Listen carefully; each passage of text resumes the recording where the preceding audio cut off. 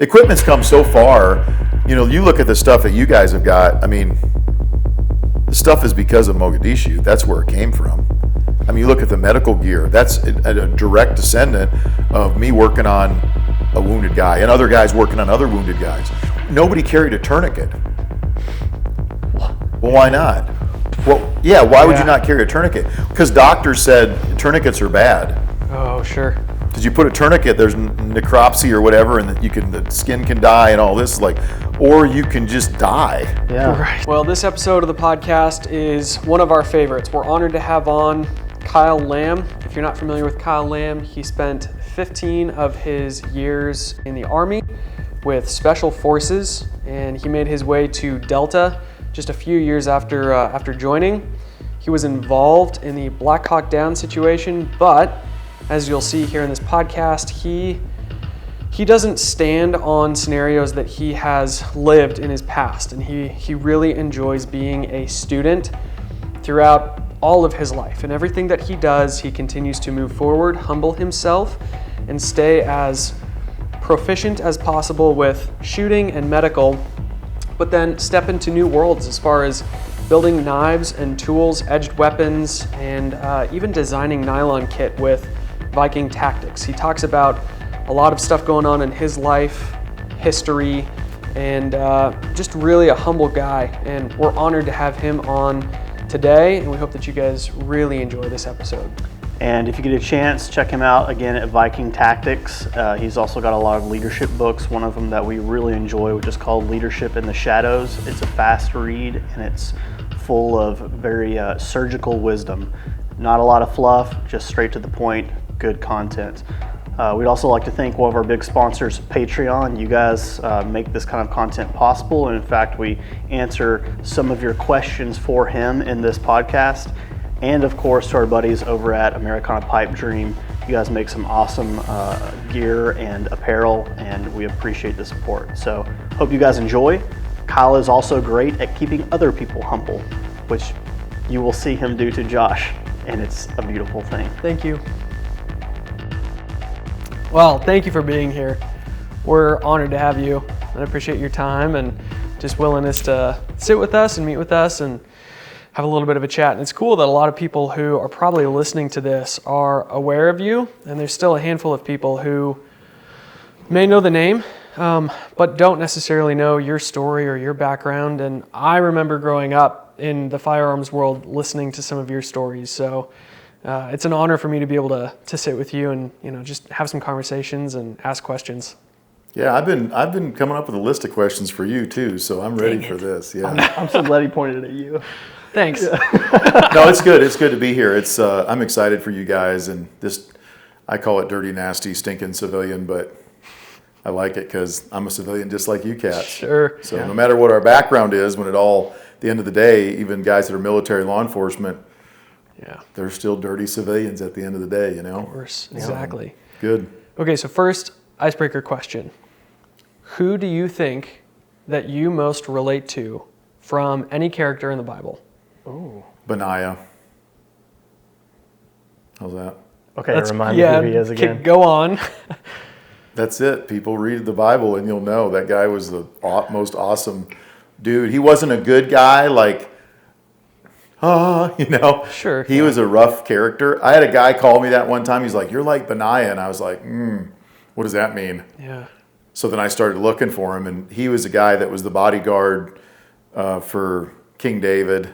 And then he also took over the army after the previous commander kind of went off the rails. And I believe he's actually the guy that went in and put that cat out of his misery as well. So he was a guy that could be called upon to do what needed to be done. Some of the stuff he did was questionable. Some of the stuff we don't know the whole story. On a snowy day, he went in the pit and killed a lion. That's all we know. Well, what's the rest of the story? Yeah, no kidding. So we talked about that, obviously, at lunch a little bit. But, I would say either him, and we don't know a ton about Benaiah, but Gideon's another good one simply because Gideon, and don't think of him like this great warrior. Think of him of this guy that had to really be convinced over and over and over and over and over that he was truly receiving a message from God. And when you read the story of Gideon, it's like, dude, shut up and just go do what God said to do, you know? Sure. Yeah. So one of those guys, I suppose. Interesting. Well, I know that both Drew and I, What about you? Well- Who would you be? I've always associated myself with Joshua. Okay. I guess a desire to be a warrior for the Lord. I'm still figuring out how that fits in my life personally. Yeah. Okay, well now how about you? Who do you think? Don't say Nicodemus because he was short. Mine's always been Jonah. I've always just felt like, Really? Because Yeah, you want like- to be a SEAL. oh, oh, it got me. Yeah. Got me. Are you comfortable in the water? Oh, yeah. Oh, yeah. Okay, you got that going for you. Yeah, I used to see You how better long I be could hold my comfortable breath if you're before going I to be in passed the belly of a whale. Yeah. Yeah. Just like kind of knowing what the right thing is to do, but being reluctant or being like not doing the wrong thing, but just being like, ooh, that's the hard thing to do. I need to think about this a lot before I do it, or I should have just done it to begin with. So just Interesting. yeah, not so much anymore, but definitely like young Drew, very, very Jonah. Anyways, I did not expect that question from you. So I'm like, Really? what other questions are you going to have? Because this just got difficult. I should have studied Oh shoot. or something, you know? Oh shoot. That was just an icebreaker. Oh, okay. Well, Yeah. that's a good icebreaker right there. Okay, good. Well, so before we get into some of where people would know you from, where were you born? Where'd you grow up? What was family life like? So I grew up in South Dakota, out in the middle of nowhere, 2 hours north of Sioux Falls. There's a little town called Willow Lake. It's just a bump in the road. There's one flashing light by the railroad tracks and the grain elevator, but there's no stoplights or anything in that town. 20 kids in my graduating class. I grew up doing a lot of stuff on horses. So we even still farmed a little bit with horses, just like picking rock and hauling some of the bales with horses. More of a fun thing for my dad. My dad was very old. He was born in 1911. So when I was born in 68, he was already an old guy. He was older than I am right now when I was born. And I'm finally starting to realize that perspective, because what would you do if you were my age and all of a sudden now you got a little kid Yeah. you got to deal with and raising them? And my dad was never into sports unless it was rodeo or shooting. So there was any rodeo I wanted to go to or horse show, my dad would take me, my mom and dad would take me. And anything that had to do with shooting, he was very supportive of that. So a lot of time outdoors. Probably going to be surprising to the viewers, but I got in a lot of trouble as a child. really? None of it really bad, but just kind of ankle biter stuff. Just was not I was a pretty smart kid. I did pretty good in school, but I was not I got in some trouble. Sure. Do you have any examples? Well, I'll give you an example, and hopefully you don't mind me saying a cuss word on your podcast, but No, you be you. I went to my mom's funeral. My mom was born in 1925, so she's pretty old when I was born too. She led me to believe that I was adopted up until I was about 10 years old. She's like, "Yeah, you're adopted," and I'm like, Then I started looking. I'm like, I kind of think I look like my mom and dad, but am I really adopted? And then one day I asked my dad, I'm like, "Am I adopted?" He goes, "No, I found you on a fence post in a basket." I was like, that doesn't really answer my question, So I'm at my mom's funeral, and my niece is there, and my niece is a year older than me. She's a school teacher, and she's talking to this teacher that I did not like when I was growing up. She was not a good teacher. And I don't mean that because she was just a terrible teacher. So Mrs. Waldo was her name. She's still alive, so I hope she watches this. Punch in the air right Yeah, now. because this is going to get real. This story gets real. So she comes walking up, and it's my mother's funeral. I want people to remember that. Mm-hmm. So it's supposed to be a time when I'm grieving, right? But now I see her, and I'm like, ugh. So go up, and she says something. "Do you remember me?" I'm like, "Yeah, I remember you." I'm thinking, I still don't like her. So my son walks up, and this teacher goes, "Do do you know what your dad did? And I was like, well, this is going to be funny. I'm trying to think, what did I do? I did so many things wrong that, of course, she's got a good story, you know? And she goes, do you remember what you called me in my classroom? I was like, no. And she turns to my son and she goes, you know what he called me? And my son goes, no, what he called you? And she goes, he called me a bitch in the classroom. And I was like, it's good seeing you. And I walked off. I'm like, it's my mom's funeral. Yeah. So we leave and we get in the car and my son is there with me. And my wife is in the back seat. And I said, I can't believe that. Melinda goes, well, what happened? I started telling the story and she goes, that lady come up and said that at your mother's funeral? Yeah. And I said, Lucas, sorry about that. That was kind of weird. And he goes, well, I met her for 5 minutes. He goes, I think you nailed it. So that's the Mrs. Waldo. Oh my goodness. You look back, so think back to some of your teachers. Sure. And I'd like to keep it positive. Yeah. So I had another teacher named Mr. Kinder, and Mr. Kinder was a wild man, and he was a speech guy, English guy, and I always liked English and speech and public speaking and all that because I was not good at it, so I wanted to get better at it.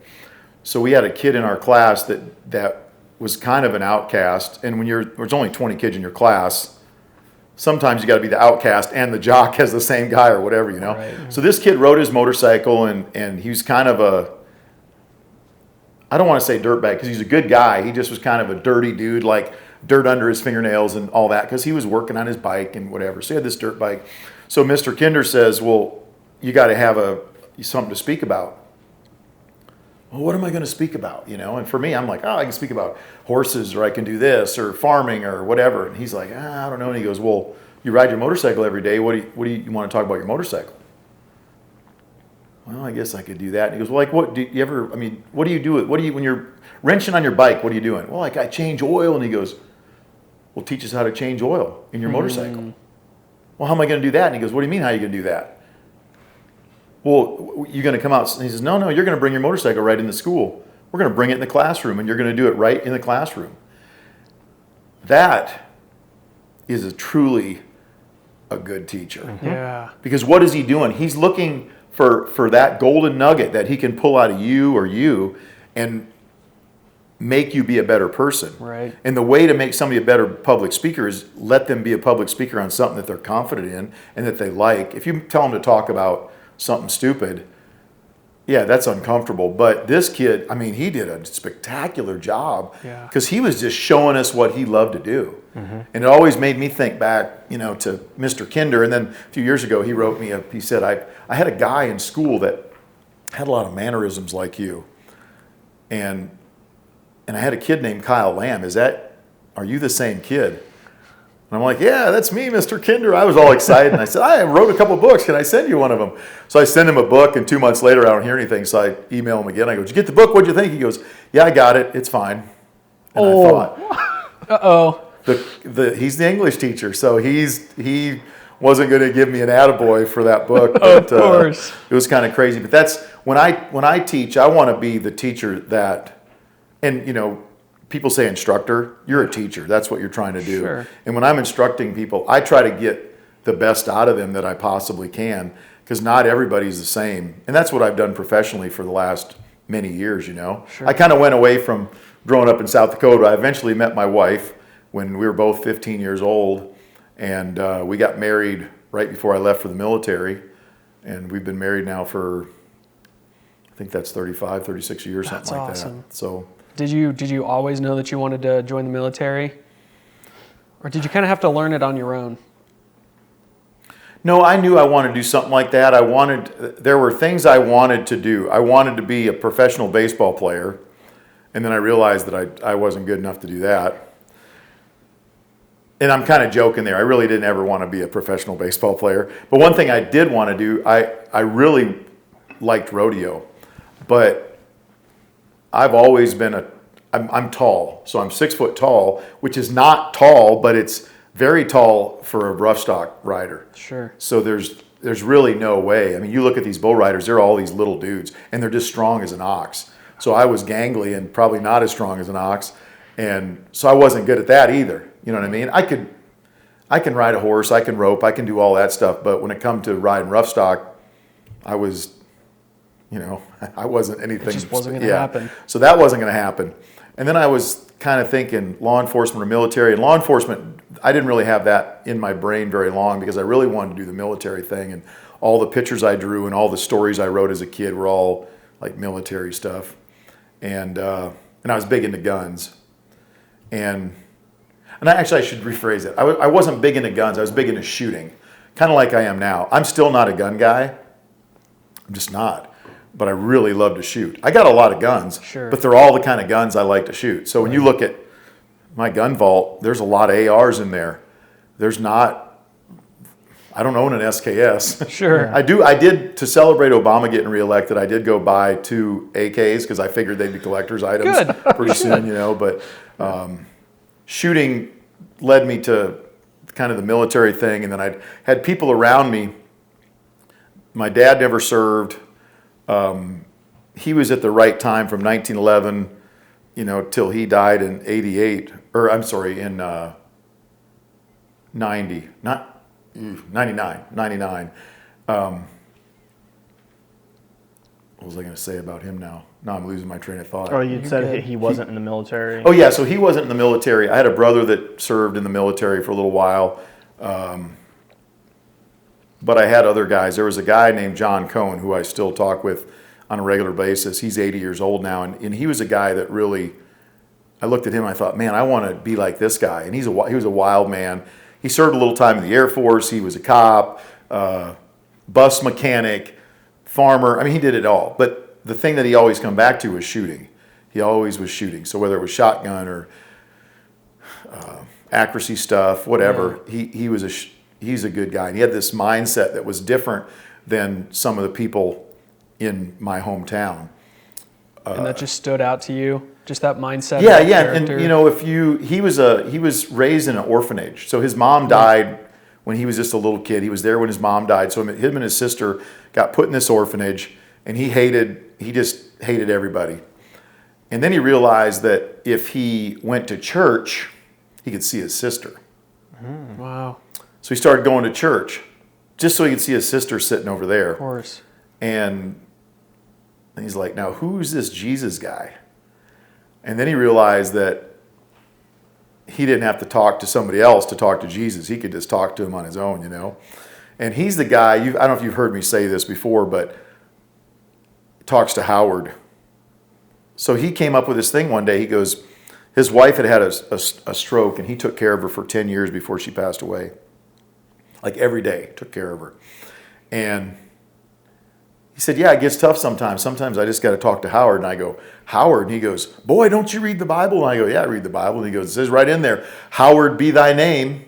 Oh my goodness. But it's a great thing to think about. Like us as military guys or civilian guys, when you're struggling, you don't have to go talk to a psychologist or your brother or your mom or whoever. You can just talk to God directly, VFR, Yep. And that he really has helped me with that. But he's a guy that really influenced me. And then when I went in the military, I really didn't like it initially because basic and AIT were just stupid. Did you know, before you joined, did you know that you were wanting to go Army, or did you walk into a recruiter's office and go, oh, what all do you guys offer? Did you have dead set? I didn't know what I was getting into, but I wanted to be in the Army. I don't know why. Sure. And probably because other than the Marine Corps, I mean, really the Marines and the Army are the only armed forces. The other ones are just like either transportation or, the Navy has SEALs, so at least they got something going for them, but they're all transportation, right? Sure. So if you want to do something, go in the Army or the Marine Corps. Yeah. If you want to have good equipment, go in the Army, because the Marines just get the stuff that the Army's done, use it, So I hope everybody laughs at that. And Coast Guard, I was right on the edge with Coast Guard, because I found out with Coast Guard you got to be 6'1". What? Yeah, You because have if to you be? fall off the ship, you can just stand up, you won't drown. Oh my gosh. So that was I was just under the cutoff for that. So, He's going wild right now. I know. yeah. So I joined them. I joined joined the Army. I got married a couple weeks before I left. Got to basic. I went to Fort Sill, Oklahoma. So that was no stellar place because I didn't start out. I was never an infantry guy. I started out as a tactical communications guy, and that was taught at Fort Sill. So I went there, basic and AIT, and I hated it. And then they said, "Well, you're going to go to jump school." And I'm like, "No, I'm not going." "No, you're going." So they send me there, and all of a sudden I was like, "Now, this is amazing," because I met people that were squared away. The black hats that were running jump school were in shape. They could speak English. They knew what they were saying. I mean, their classes were absolutely perfect. They were motivated. Their boots were polished. I mean, all that stuff. They were squared away. And so the only regret I have is if I was going to go back today, I would not sign up to be a 31 Victor Tactical Communications. I would have signed up to be an infantry guy. Really? I should have been an infantry guy from the beginning. Sure. I didn't know. I just didn't know. And I thought, well, I'll go in, I'll learn a skill. I could change batteries in a flashlight. That's about the only skill I've got. And I usually get that wrong too. I put them in the wrong way or whatever. You know? Me too. So that I didn't really learn a skill I could use on the outside. So then I decided I would go SF. My wife decided because she's like, "You should try that." And I go, "I'll never make that." She goes, "Well, try. Go and try it. If you fail, okay." So I tried SF selection, made it, and then it's history from there. Okay, back up real quick because a lot of people, myself included, don't know what's AIT. Advanced Individual Training. Okay, what does that entail? So that was learning my skill. So I learned to be a communications guy. Okay, do you feel like having that MOS still took you places No? It didn't take you anywhere further? Well, I mean, okay, it took me to the 82nd, so I ended up in an infantry unit as a radio operator. Sure. So that was a good thing. But I could have ended up I don't know where I would have ended up. But I was so lucky that I went to airborne school and that I went to the 82nd. Because I could have went to airborne school and I could have went to some regular leg unit somewhere. Leg is a non-airborne unit. I could have been in a regular leg unit and, man, I don't know what would have happened to me. Yeah. But I get to the 82nd and, you know, people might laugh when they hear this, but the 82nd is an elite organization. Sure. Now, it's not as elite as some of the next levels, as SF or Rangers or my former unit or whatever, but it's still an elite unit because when you walk around, everybody there is airborne qualified. The dude that plays the flute in the 82nd band jumps out of airplanes. So you got something in common with them. Right. You know what I'm saying? And that kind of goes to another thing I believe. I think all of us should serve. And I say that because if we all served, then when I walked in here, I'd be like, well, what outfit were you with? Right. And immediately we have something to talk about. Right. I meet kids now, I say kids, they're, you know, your age or older. And I'm like, oh, you're in the military, you're a veteran. Oh, so where'd you serve? I start talking, I'm like, oh, well, tell me about, where'd you get banged up at? Yep. And then their parents come over, they're like, hey, he has never told us any of that stuff. And I'm Right. like, well, he shouldn't. What do you mean? Well, because you're not one of us. Right. And I'm not saying that to be mean, No. but that kid feels completely comfortable telling me anything. A veteran can tell me anything, and I promise you I've already heard it. Sure. Mm-hmm. I mean, some of the stuff's kind of crazy, but when you hear some of these war stories, you're like, what would I do in that situation? Right. You know? Yeah. But I think if everybody served, we would have a better bond in our country because every single person would be able to immediately have something in common with the person they're looking at. Sure. You know? Now, we obviously have stuff in common because we're into guns and we're into of course. freedom and we're into the Constitution. So there's other things that can draw you together. But when I go down on the street and I run into a hipster, not this hipster, but a different hipster. Got him again. Yeah, I got to get him again. Yeah. Okay, so I have another question for you. Just for you, I wore Wranglers today. Oh no! Thank snap. you. See, Wranglers because Yeah. they're not tight on my legs. And look at Yeah. that. I'm not into the skinny jeans. I have dude. nothing to say. I've got a favorite pair of Wranglers. They're $20 specials at Walmart, and they're like really thin, stretchy material, and I just burn through them. It's hard to beat. We can just If talk they're about stretchy jeans all day. material, they're not really Wranglers. What are we talking about? They're like Wrangler light. They're called Wranglerettes. Wranglerettes. It's their hipster line. You should know about them. I don't. Yeah, no, No. I'm teasing you, man. I'm familiar with like 20-ounce elephant denim that stand up on their own. Okay. Yeah. Okay, so another question for you. I have a question for him. Go ahead. Okay, so you mentioned your wife was the one that kind of put the SF bug in your ear. And I know over lunch you had talked about this book that you're writing and how she had given you this idea. So it sounds like she's pretty similar to some of our wives, which is, I say wives, as if we have more We than both one. have our own individual. Yes, there. Yeah. Who seem to know how to give the right little push or the right little idea or the right little inception at the right time. And then support us through the project. Yeah, so like up to that point in your military career, right before you're like, okay, yeah, I'm going to go try this SF thing, how did you see your life playing out? Were you just happy where you were at? Yeah, I wasn't happy. I mean, I was content, but I wasn't happy. Yeah. Like, I was wondering what was going to be next. You know, where would I go? And I looked at a platoon sergeant or something like that, and I'm thinking, I don't want to be that guy. Because they're sitting behind a desk, you know. They're good guys, but I didn't want that job. And yeah, I don't know, the wife thing, that I've recently got trained up. It took a while, and that's part of the struggle that you've got to get through. You know, a lot of people that are married think that if you're married, it's going to be all, you know, fairies and sugar britches or something. I don't know, but it's not. It's tough to be married, and especially for my wife. For me, it hasn't been a big thing because my wife's awesome, and you know she takes care of everything. But for her, I'm glad she hung in there with me because I've been a derelict a lot in my life, and you know, so all the women, if there's any women out there watching, I would ask you to have patience with us because eventually we hopefully will kind of get it together. And I feel like I'm not quite there. I'm trying to get it together still. But every day it's a struggle. Like what, you know, I'll give you an example. I can sit down and talk with you guys, and this is an awesome conversation. But then I go home, maybe I'm a little less, I have a little bit of more of a short fuse. Or, you know what I'm saying? I'm the same way. Yep. Yeah. And that's not right. That's not right of us to be that way, but that's a struggle that we have. Like, no, just give me a minute.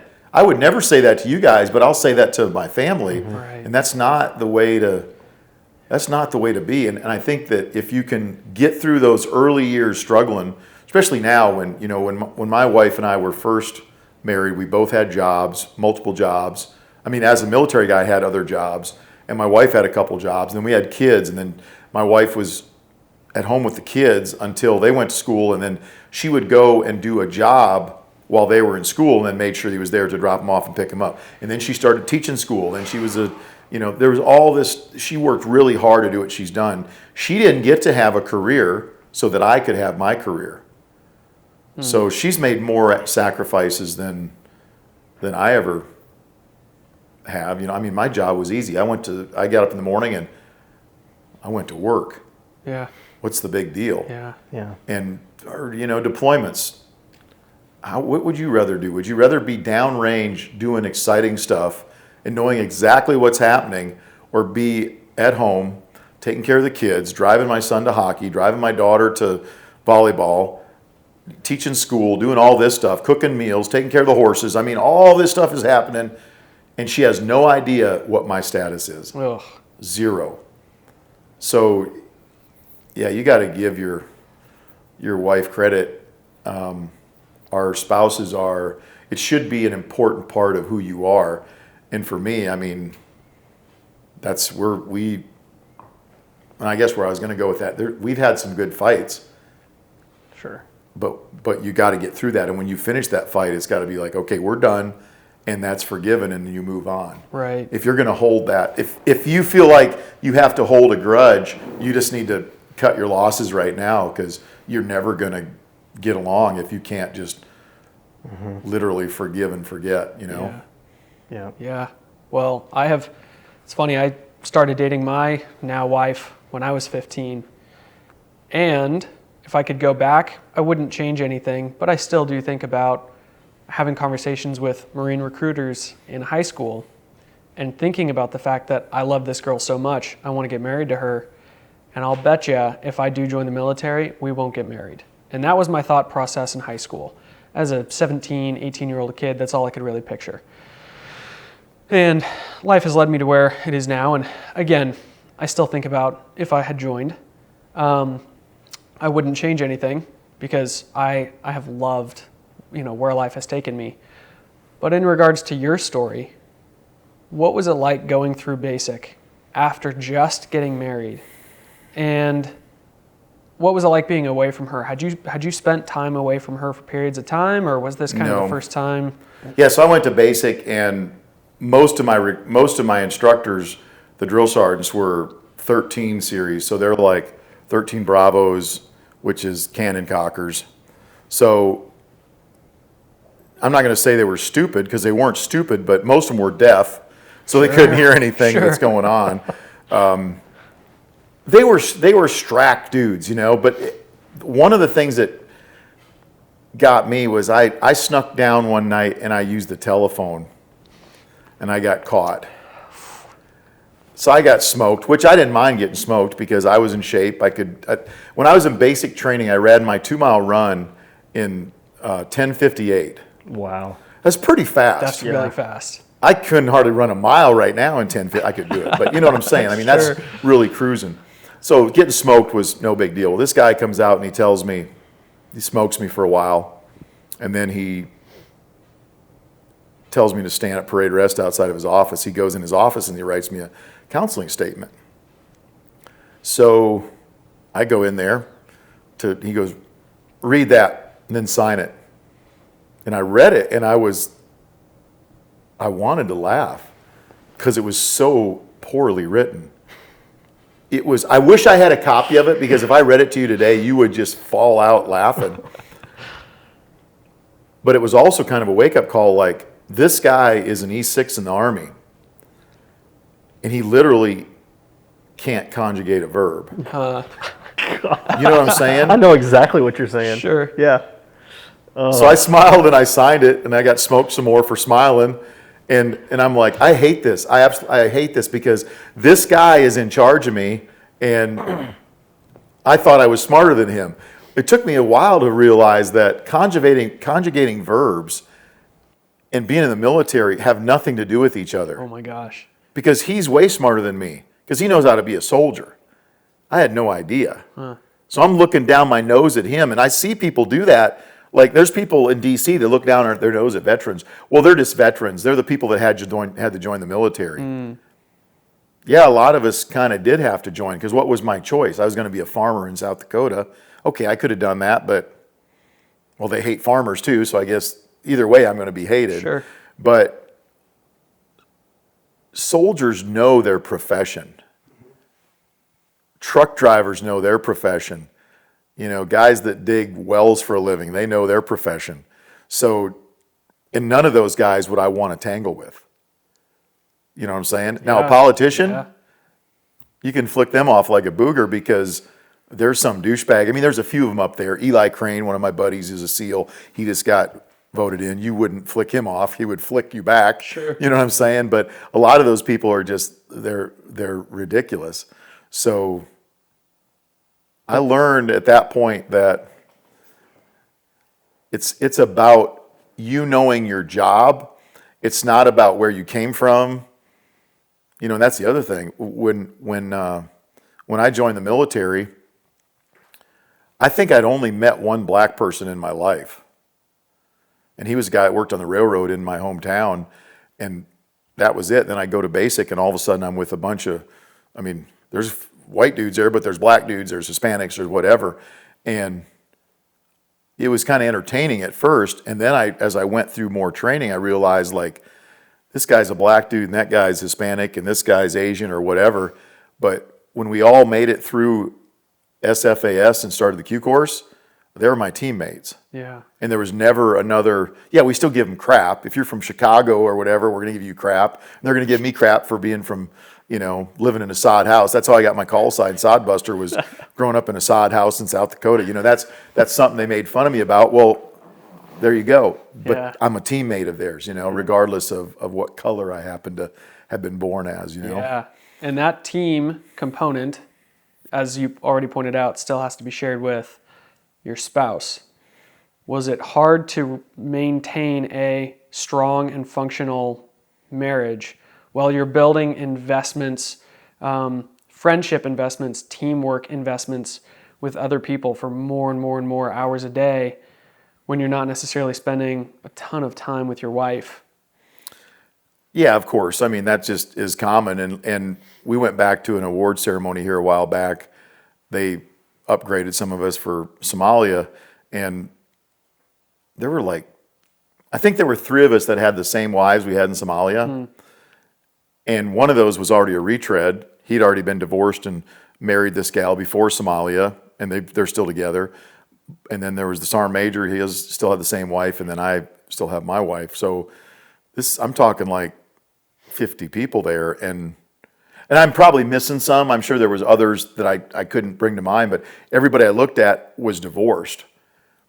The rate of divorce in the military is high. The rate of divorce in special operations is just astronomical. Yeah.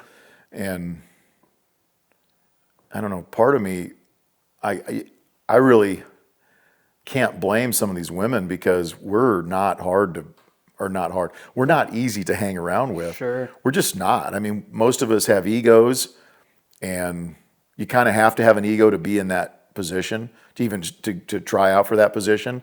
So you're going to have an ego. You're going to think that, what you're doing is more important, when in fact your family should be more important than all of that. And I'm happy to find out that there are guys now that are getting out of the military. They're like, nope, I'm getting out because I'm going to take better care of my family, and I'm not going to do that job anymore. My hat's off to guys that do that.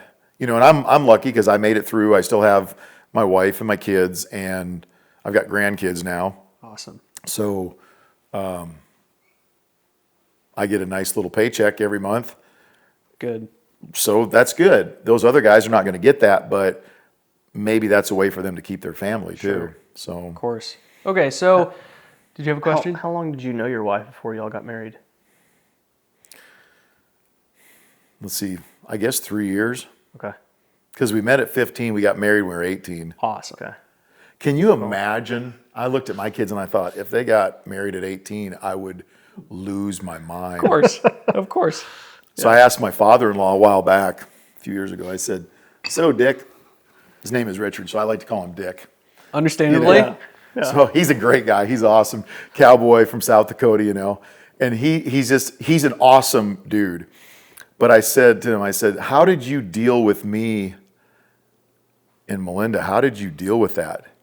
And he goes, well, I looked at it as a lose-lose situation. He goes, if I said something and you left, then I would lose my daughter because she would be gone too. And if I didn't say anything, then you would marry her and you would still be there. So it's lose-lose.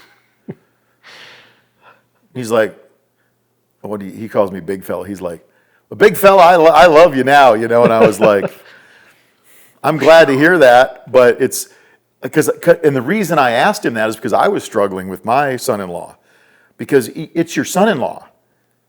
It's not your, you know, if my son was to marry his girlfriend, man, we'd welcome her in with open arms because it's some gal that my son likes, you know.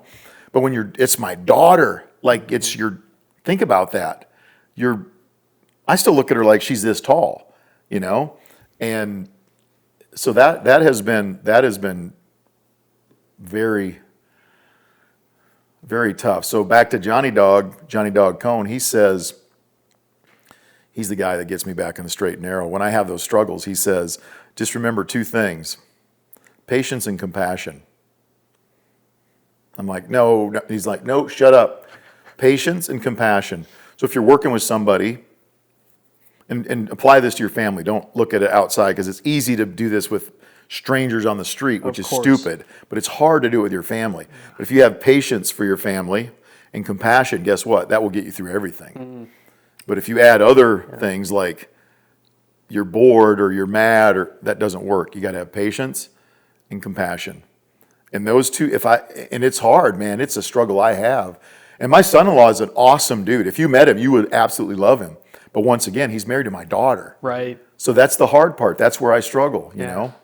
And you struggle, I think, with your kids because you want your kids to be better than anything out there. And maybe that's not the way it is. You just need to love your kids the way they are because they're all going to be different. They're not going to be like me or you. They're going to be like, you know, their own person. Hopefully. Yeah. I don't want my son to be like me. You know, I want him to be better than me. So anyway.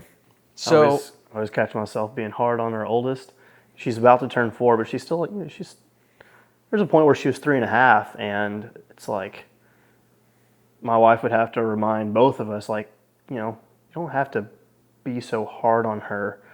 She's still only 3. But in my mind, I'm like, oh, she's, you know, I've got to prepare her for the world. I've got to, you know, help her be tough and gentle at the same time, and kind and compassionate, but also... Yeah, don't teach them to be gentle. Teach them to be tough. They'll figure that gentle stuff out. Exactly, yeah. I remember our grandson, I was holding him up to a tree, and he was on this tree, and his hands were just going on this tree. He's feeling it. And then he licks the tree. And I was thinking, I know exactly what that tastes like. You know why? Because I licked a tree. Absolutely. I know exactly what an electric cord tastes like when you put it in your mouth because I've done that.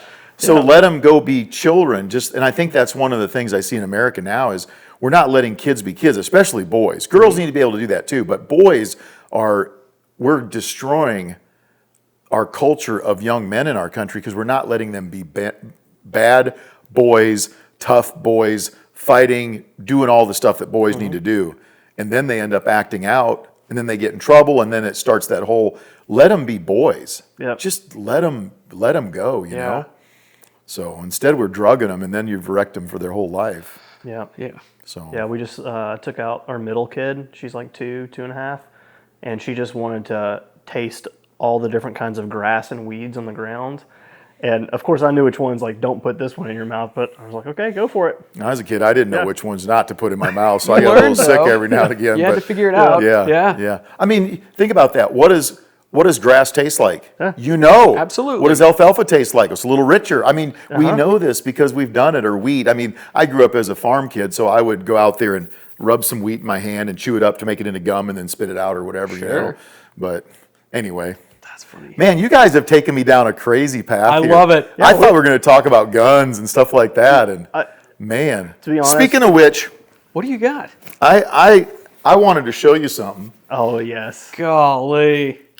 That's hot. So I just happen to have that in my backpack because concealed carry doesn't have to be a firearm. No, it doesn't. You know, it can be something like this. So So I thought I'd bring that to you. I started making knives a few years ago. I'm buddies with your knife making buddy at Northwest Blade Works there. He made this table for our podcast. Oh, did he by really? the way. Yeah. Dude, yeah. I know. Yeah, Logan's a good cat. He is. Yeah, when he called me up and said, yeah, I'll come and help you with your press, I thought, that's pretty cool, but that's kind of weird. But man, what a good dude. I know. So, excuse me. So I've been doing some bladesmith, and I like to forge. This is not a forge blade, but I usually make something first like this before I try to forge it and then make it. But that's a buoy that That's I'm incredible. working on. It's not quite done yet, but a lot of guys call me and they want me to make them knives, and I don't take orders. Sure. But once I make a knife, then we let people that are interested make a donation for Stay in the Fight Foundation, and then they get the knife. So I don't sell any of these knives, but they have to make a donation to get one. Perfect. Yes. Good. Yeah. Good. Anyway, I thought you guys would get a I kick out love of that. that. Where did you pick up knife making? Like, when did that become a passion? Just a few years ago. Okay. I always wanted to make. When I was a kid, we would shoe horses, and every now and again we'd have to heat up a horseshoe and get it the right size. We didn't make horseshoes or do anything like that, but we'd heat something up and we'd get it the right size, put on the horseshoes. My dad, his favorite poem was The Village Blacksmith. Henry Wadsworth Longfellow. I don't know if you guys have heard that poem, but it's an amazing poem, you know. It took me a while to understand that was kind of my dad's story. He wasn't a blacksmith, but in that story, the blacksmith is in church and his wife has passed away.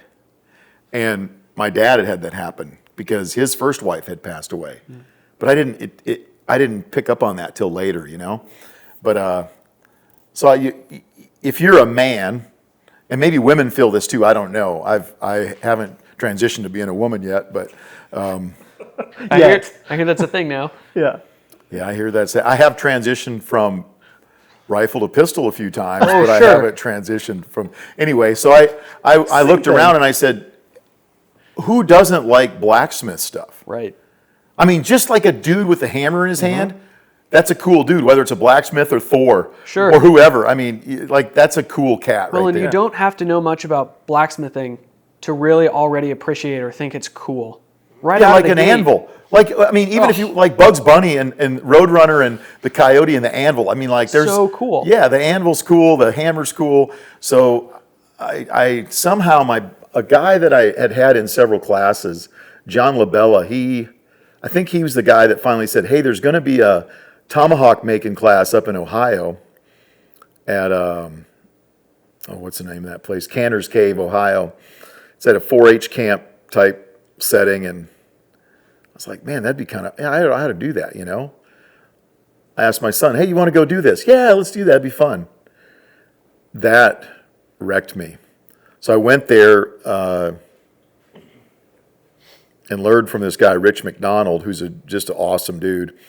We made tomahawks, and I was a mess because making tomahawks is very difficult until you figure it out. Then it's not. I don't want to say it's not difficult because it is, but there's varying levels of difficulty when it comes to blacksmithing. Sure. But just to hammer out a piece of 4140 into a tomahawk, not a huge deal. But then you gotta fit a handle. You got to do all this stuff. So I did that, and I come back. And it took me about a year to get my own stuff set up at my house. And I was having to drag it outside and do it because I didn't want to wreck our building. And now we've got a forge built, but, excuse me. So one day, I got a buddy named Alan Elischwitz, who's a famous knife maker. Okay, yeah. Former Marine. He was a Marine and then became a knife maker 30 some years ago. And and here's the thing, whether you like his knives or not, because a lot of people look at his knives and they're like, that looks way too tactical for me, or too big, or too what. Okay, whatever. He is one of the greatest bladesmiths out there as far as I'm concerned, because he can make 18 knives and the parts pretty much interchange. That's incredible. And he doesn't do it by CNC. The guy is Wow. amazing. So I'm out there by my shop and I'm like, I ought to try making a knife. So I hammer out this knife, and what is a knife? A knife to me is like a piece of steel that's got a point on one end, handle on the other end, and a sharp edge. So Sure. That's about all this thing was. And I grind it, and I still have that knife, and it looks horrendous. So I send Alan a picture, and he goes, dude, you suck.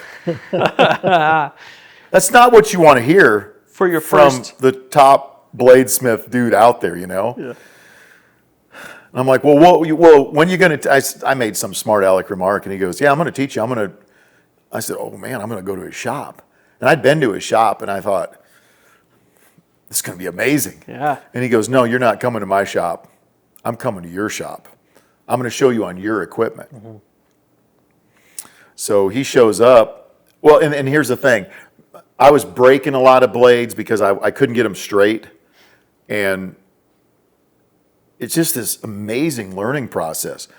So now that I'm making knives, making a tomahawk is easy because it's not as precise, or at least that's what I perceive. It's not as precise as making a blade. And then when you heat treat it, you'll still get a bend in a tomahawk every now and again, but in a knife, I mean, it's just very, very difficult. So he comes to my shop, he shows me how to grind, and he not only shows me how to grind, he shows me how to hollow grind, which is way more difficult than flat grinding.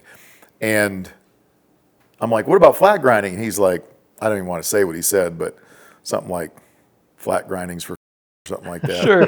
Whatever. Yeah. And Alan's probably going to watch this, so I'm just joking with you, Alan. But he is the master when it comes to grinding knives and doing these crazy grinds and knowing the history of knives, knowing how to run all these machines. He's got a pantograph where he takes a 2 times size over here and traces it, and it cuts it over here. And he's got guilloches which watchmakers use to put the fancy designs on faces of watches. Yeah. So he's got one that's a circular one that's a linear one. Wow. And these machines are 100 plus years old. So Oh my gosh. a wealth of knowledge. So between him and some of the other guys I've worked with, Jason Knight. He's another Yeah. bladesmith that's pretty well known in our country there. And then other guys, you just pick up stuff from Andrew Larson. You met him, Did I? the blacksmith guy, or maybe not. Logan knows him. I'm sure he does. So he's a very young fella. I think he's like 19 years old. He's a blacksmith, full-time blacksmith out of Kentucky, and he's amazing.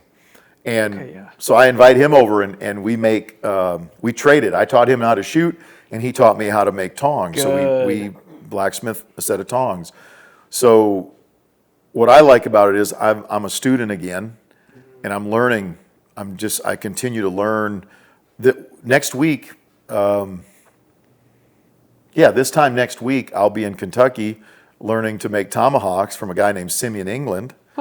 And he makes tomahawks the way tomahawks are supposed to be made. I mean, legit, not from 4140, but like from mild steel, and then he forge welds a blade into them, like the people that lived where we're at here, like they did.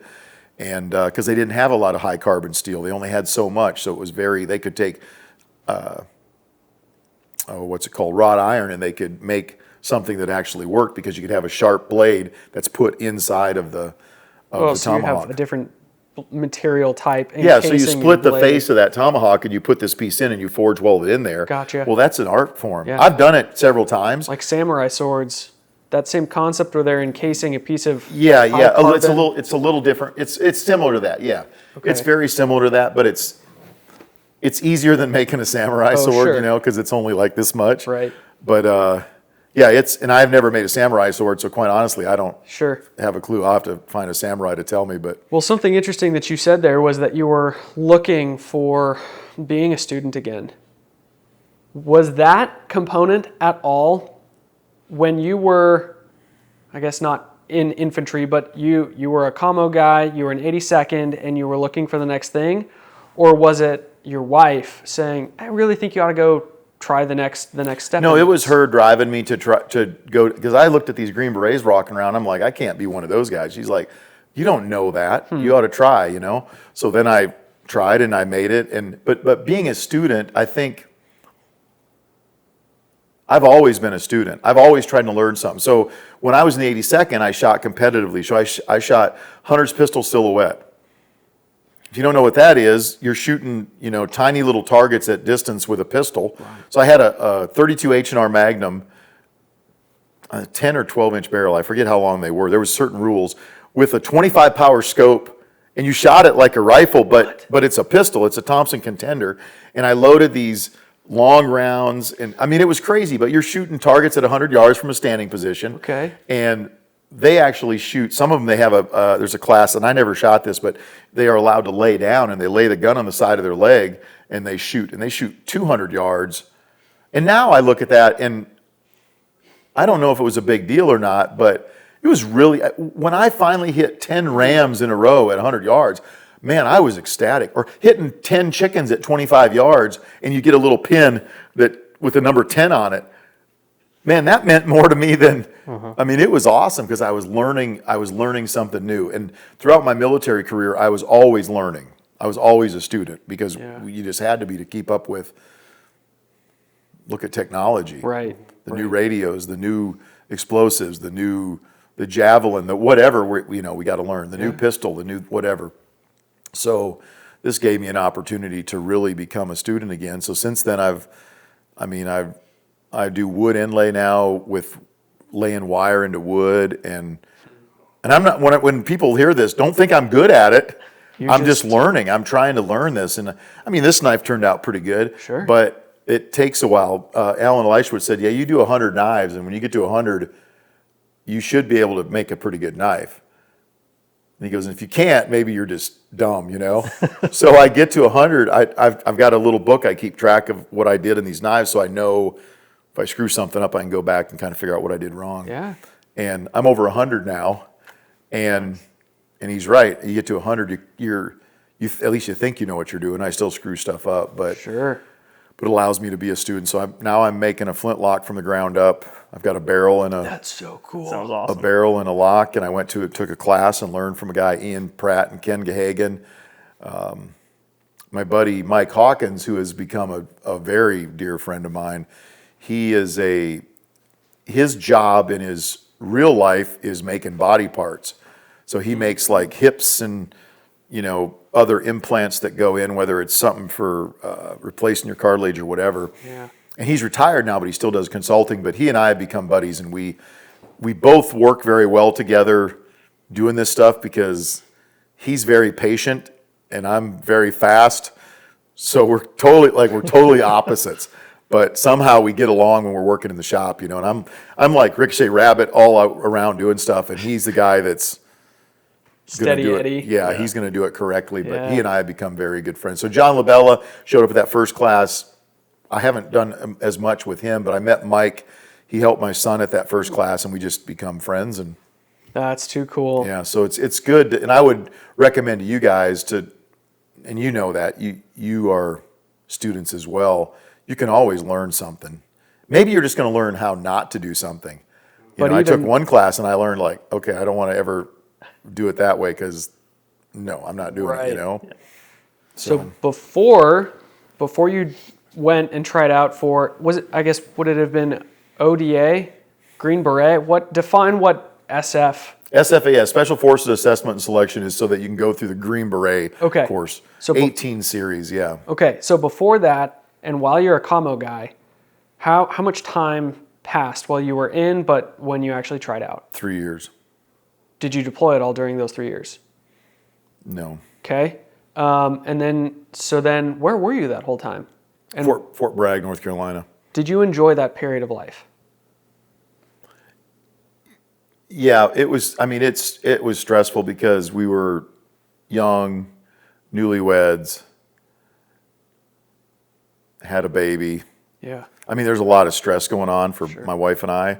And then I went to SF selection, and our son was born right after I got out of the Q course. I was actually in Arabic language school, and I was finishing up. He was born on the 1st of September. Saddam invaded in August. I was learning Arabic, so I knew I was going to go to fifth group. I mean, all that was already going to happen anyway. And then they're like, we need you here right now. Wow. So 2 weeks after he was born, I went to Fort Campbell, Kentucky, linked up there, and then immediately got sent overseas for Desert Shield, Desert Storm as a 18 Echo, which is a Special Forces commo sergeant. Okay. So I did that. I had to learn to do Morse code and all that jazz as well. Do you still have that in your hip pocket? Like, could you break out Morse code? I can. Subconsciously? It requires me to.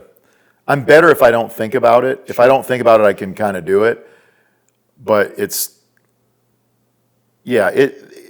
I couldn't do it as fast as I could back then. And now it doesn't really matter. I mean, you can. Sure. I just remember watching movies like Guns of Navarone and Yeah. just, being under the impression that is so cool that you can read or communicate or send a message through sound, or just a light going off or a buzz or whatever that is. I have no comprehension of. I mean, you could communicate because now tap code, and that's one of the things that I always struggle with was tap code is different than Morse code. Oh. So tap code is what you use when you're rolled up in a SEER environment and they put you in a jail cell. Well, I'm screwed. Sure. Because I can't communicate in tap code because there's no way I could figure it out. And they can't understand. So I'm just going to be talking to myself because I'm going to be doing Morse code to myself. Sure. Yeah. So That's crazy. yeah, and I've actually recently started polishing up on my Arabic too.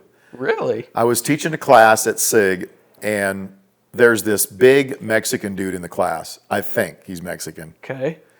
Then I find out he's not Mexican, he's Egyptian. Oh.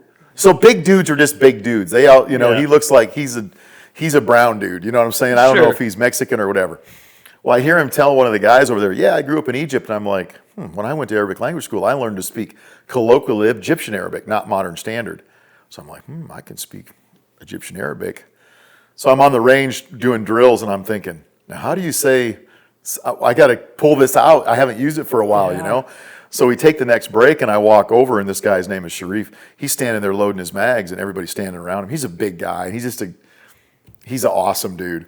And I throw my best colloquial Egyptian Arabic on him, and he turns, and he smiles, and everybody else turns and looks at me like, what did you just say? Yeah. And he's like, and then he spoke to me in English. He didn't speak Arabic, And then he goes, you're speaking Egyptian Arabic. Your dialect is perfect, And I'm like, Oh. well, good. That's awesome because it's totally different, What did you say exactly? Oh, I don't know. I said something like, Ana min wilayat, or no, I said something like, Ana min Quwat al-Khasa, whatever. Like I'm a special forces soldier or something lame like that, Sure. That's so cool. And then he says something, and I'm like, Ana min wilayat, South Dakota. Like I'm from the state of South Dakota, or whatever.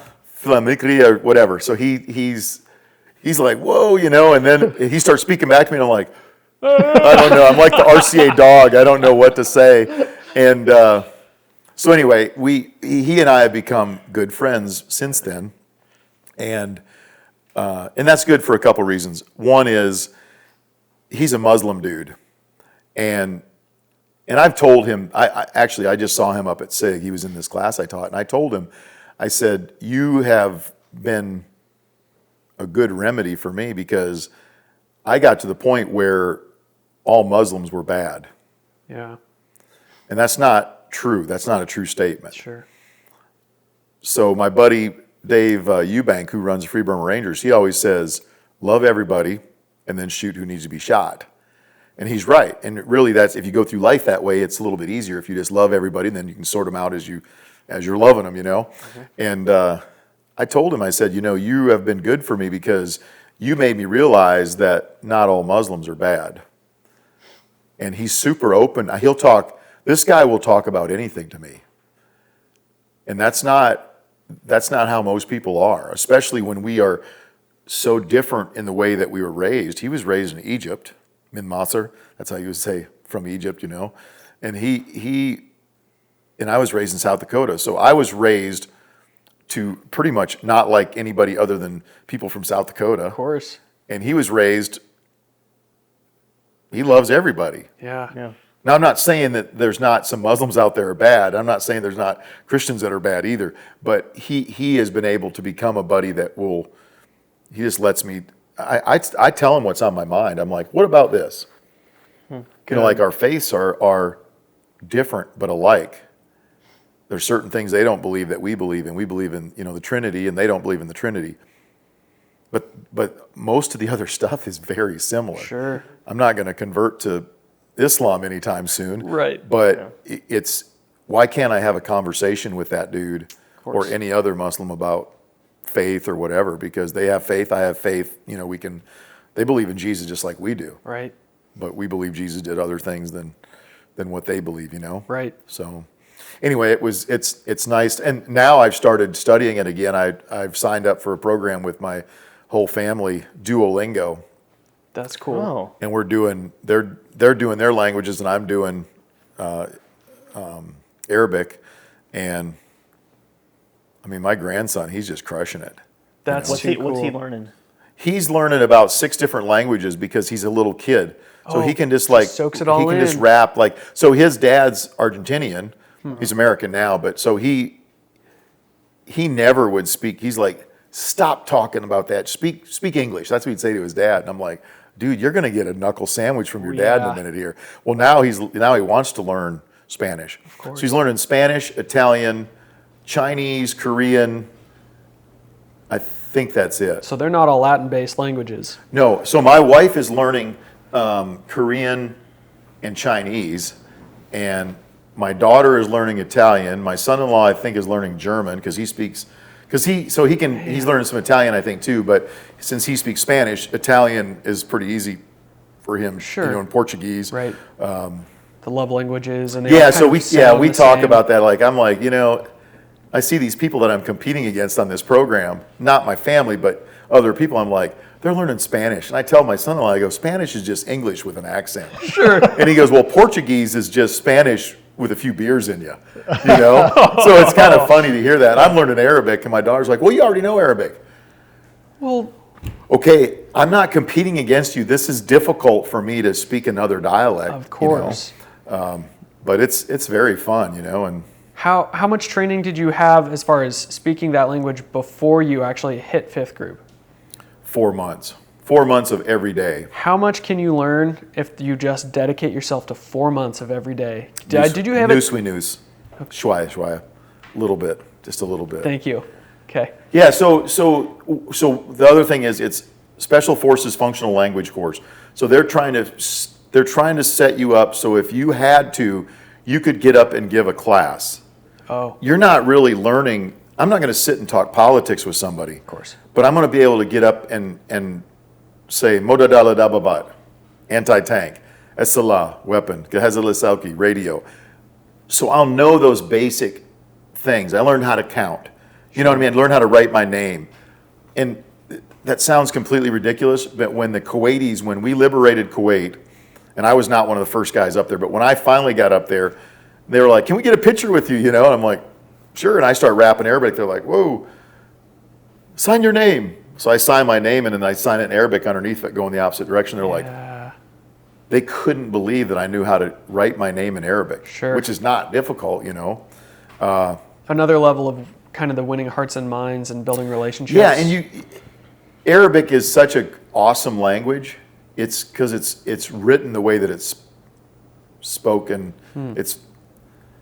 It's not stupid like English is. Sure. English is a stupid language. Right. Yeah. Silent letters and all this stuff. In Arabic, it's what you read is what you get. Now, when they write in a magazine or in a newspaper, they leave out all the vowels, but that doesn't matter because you can read the word without the vowels. Sure. You know what I'm saying? They just leave out all the messy stuff. If you did, yeah, and if you did that with English, you would see you don't need the vowels in English either. You just don't. What? I want to try that at some point. That's Okay, like, interesting. okay, if you read, I saw this picture popped up on Instagram the other day that only had like the first 3 letters of every word bolded throughout an entire paragraph or page. you read it like nothing. And you would read faster. You don't even know. You don't. I mean, you notice it, but your brain. If you just let your brain do it, your brain will tell you. Okay, so the vowel. I went to the store. Went is the vowel. I to the store. Went is not the vowel, bro. Okay, so we gotta. Homeschooled. Yeah, obviously you're home. You had some. Two. Do your parents watch this? Probably. Because they need to watch this because Mother and Father Lowry, you need to get back on English because he doesn't understand. We're clipping this. Yeah. We're you better not cut this out. Fantastic. Because okay. Oh, jeez. So, what is AEIOU? Vowels. Wow. Yeah. My mind went to verb. Yeah. Yeah. You're dumber than a box of rocks, bro. He's so Come flustered. on. He's He so- looked at it. He's Man. turning red. I know. Are you kidding? Of course. That's great. Oh no. No, it's My so, mind went to verb, but that makes sense. We know. Thanks. Yeah. So, like, if you saw, just to break it down, simple, like cat, CT. If you saw CT, Yeah. well, there's not a lot of other words that are CT. Sure. I mean, cat, cot. I can't think of a lot of other words, or dog, or whatever. If you start to break it down in English, it would probably be more difficult for Arabic. I can't do it because I don't read it well enough. Sure. But now that I've been doing this program I think this morning was something like 80 days straight. I've been on it every day. Wow. Because they make it a competition.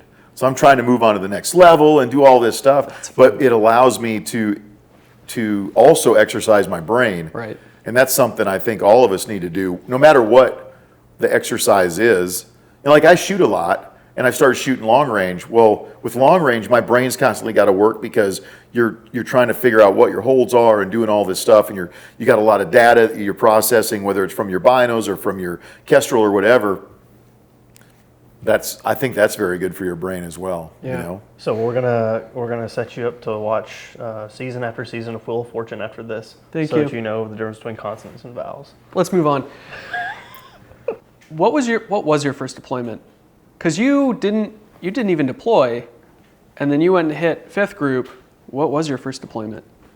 That was Desert Shield, Desert Storm. Okay, cool. Yeah. So this may sound like a stupid question or stupid request, Well, actually, maybe not for him, because clearly his education's not up to par.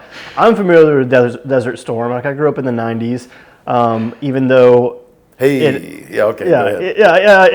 So I'm familiar, not an expert on it. A lot of the people probably listening to this podcast are not familiar with it, or it was glazed over in their history books. Can you kind of give us a quick down and dirty as to what it was and what you did there? Well, I'll tell you really quickly what I did there. Nothing, and then I'll go back to tell you what was going on. So Saddam Hussein decided he wanted Kuwait because Kuwait is rich in oil and it sits on the ocean there, so it's a great place to have a port, and Kuwait's a cool country. Kuwait is very westernized, much more than Iraq, definitely much more than Saudi Arabia. So when he invaded Kuwait, he invaded in August, and we didn't start the air campaign until January. So it took a while to get in there and threaten him or whatever they were doing. That would have been Bush Sr. that was doing that. So finally they threatened him, and then the air war started, and it started on January 17th of that year. And I know it was 91 because that's my birthday. And I slept in MOP level 4 at King Fahd International Airport. There's nothing they had that was ever going to reach us. We didn't know that, you don't know.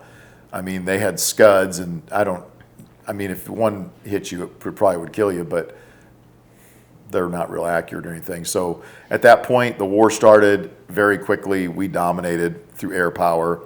A whole bunch of Iraqis got killed very quickly. We're dropping huge bombs on them. I ended up moving up toward the border after the air war started, and I was doing commo out of one of these locations, like a base station, and got to experience things I never would have experienced if I wouldn't have been in SF, One night I was sitting up on top of this cement factory, and it's dark day and night because of all the oil fires that they've started trying to destroy these oil wells. Gosh. So middle of the day, it's dark. It's like midnight, but in the middle of the day, and you're getting black circles around your nose and everything from breathing all this burning oil. And I hear this little airplane goes over my head, and I'm like, what was that? And then a few minutes later, or 10 minutes later, boosh, and the big guns start firing. I forget if it was a USS Arizona or who it was, but whatever the big battleship was, or I'm not a Navy guy, but whatever the big boat was with the big guns out there, they start shooting, and I swear you could hear those rounds. Like when they fired, I swear you could hear those rounds going over our head. And then they were hitting miles and miles from us. And then that thing flies back because it's their spotter plane. It's a little UAV that they sent out there to do the spotting. We had one night they were dropping I think they call them Blue 82s or Blue 52s or something, the Daisy Cutters. And they pushed that out of the back of a C-130. It's like a 25,000 pound or some crazy amount of explosives. And that was far enough away from us that we could see the flashes of vehicles blowing up, and then the shock wave hit where we're at. It was still pretty significant. We were at, what was the name of the town? It's up on the border.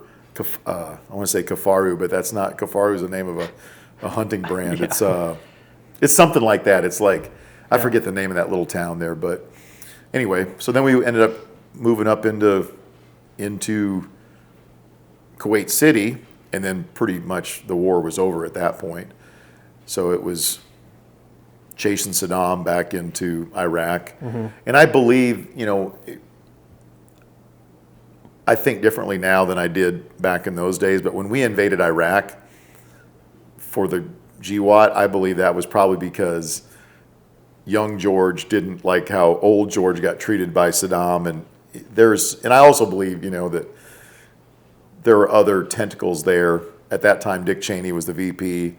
He knew he was going to make a gazillion dollars by Halliburton going in there and making all this money off selling, $30 per meal oh boy, what a great patriot there. Yeah. You know, $30. You go in and get a banana, and the government pays $30 to Halliburton for you to get a banana out of the chow hall. So there was, I don't know that it was the WMD thing. There was a WMD in Iraq, but it was entertaining, I guess. I did 5 tours to Iraq, so I know that country, or parts of it anyway. Sure. Yeah. So, but anyway, that's what Desert Storm was about. Gotcha. What's the difference between Desert Storm, Desert Shield? The date. Okay. So it started out as Desert Shield. That was the name of the official name of the operation. Okay. And then when Desert Storm started, that was when we started going in there and bombing them. Gotcha. Okay. I mean, we bombed those jokers back to the Stone Age. We bombed the crap out of them. Sure. Only to a certain point, you know. Right. It's interesting for me because going into Iraq, you're always dealing with bad people. And then you realize later, I was on a mission trip to Amman, Jordan, and I'm dealing with people from Mosul, Iraq, where I had done several tours, and they're the same people that had been there when I was there, but they're all Christians, and they're just awesome people. Yeah. But they're not the people that we met when we were there, because we're dealing with the douchebags, you know? Yeah. Yep. So, yeah, it's kind of an enlightening. Absolutely. Okay. Yeah. So earlier you had said you made some kind of reference. I can't remember exactly what we were talking about. You know, you had your whole vow thing since then. So We're I kinda, still on that? Yeah. Well, I'm not letting it go.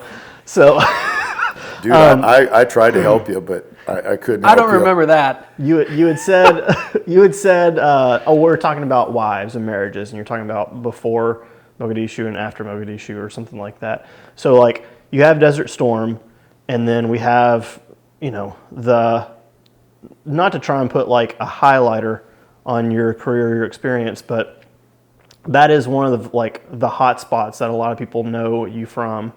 What kind of happened between then and Mogadishu?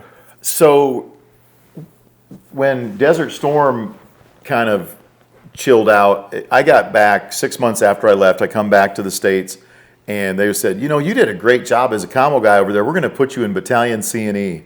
So I was going to be a commo guy at the battalion versus being on an ODA, and I was not happy. Yeah. Sure. Because I wanted to be on an ODA. And I thought back to my buddy, Tony Hinkle had said, hey, if you ever want to go to the unit, this guy was trying to recruit us. And Tony Hinkle and I rode motocross together, and you know, we'd hang out in Area J with our motorcycles and do all that stuff. So I decided at that point I would call the dude. He had come over to my house and he had interviewed me and talked with me a little bit. And I was like, I'm gonna try this SF thing. I just didn't know, you know. So I called up the recruiter and said, hey, I want to try out. So they sent a recruiter to Fort Campbell, and anybody that was interested tried out for the unit selection deal. So I made it through the initial paperwork, which is just a lot of psychological exams and physical fitness tests and all that. And I went to unit selection there, and somehow I got selected. I was very young, so I get selected, and in 1991 then I went to the unit. Gotcha. And So- and the unit, for all of the listeners, you're talking about Delta? Yeah. Okay. What was the difference for you between being a Green Beret and being Delta? Was it? It's not even it's totally different. Oh, really? Yeah, it's totally different. There's some similarities, like you still wear pants, you know, but that's about the only. And we did use verbs in both of those units. Really? Yeah, we actually and consonants And vowels? Yeah. So good. Dude, you're never gonna live this down, bro. You're gonna be Perfectly fine. alphabet soup. Maybe that's a good call sign, right? We'll come up with something. Yeah. We'll get Okay you with the professor. Yeah, no, I'm already not liking that because you like it. All right. It's got to be something you don't like. See, he's no, it's not the same. There's no unit in the military that's like that place because of their specific mission. Okay. They're just not. So, I'm not saying they're better. That's not what I'm saying. What I'm saying is it's totally different. So if you look at what the Rangers mission is, it's not the same as the unit's mission, and SF is not the same. And if you tried to give a bunch of Rangers the SF mission, it would be very difficult for the Rangers. And if you tried to give SF a bunch of Ranger missions, like doing airfield seizures and all that stuff, it'd be very difficult for them. Guess why? Because they can't practice it. The Rangers, they practice, whether it's direct action or an airfield seizure or whatever it is. They do all that. They've changed the way they do business in the last 20 years, but it's still their core skill set. Their metal tasks are different than those other units. In SF, what do they have to do? They've got to do foreign internal defense. So they're going to go in and train a police force or whatever. They're going to go be instructors for folks. They're going to, they also do strategic reconnaissance, direct action, and all that. But the unit is better at direct action, hostage rescue, specific time-sensitive targeting of specific individuals. And part of the reason that they're better at that is because they're given the time to train and to learn to plan at that elevated speed and do all that. And logistically, they got everything they need. Whereas in SF, man, those guys sometimes, they don't hardly have anything. They don't have the money to train. Well, they got the money to train, but they sometimes have leadership that won't give them really what they need to do that, which is that's kind of a sad state of affairs.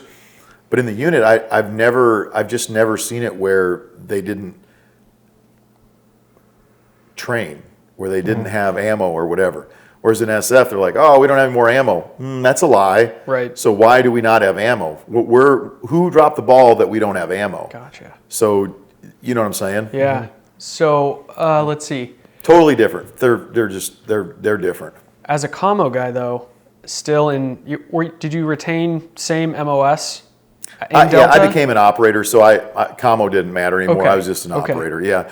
Now, if later on when I got to a team there, an assault team, if somebody needed to fill the radios or something and they needed me to do something, then I was going to be that guy. Gotcha. Or maybe I'm the guy running the navigation because I'm the commo guy, Sure. or I've got a commo background. Right. And I think on my team, initially, we had Earl Fillmore, one of the guys on my team that was killed in Somalia.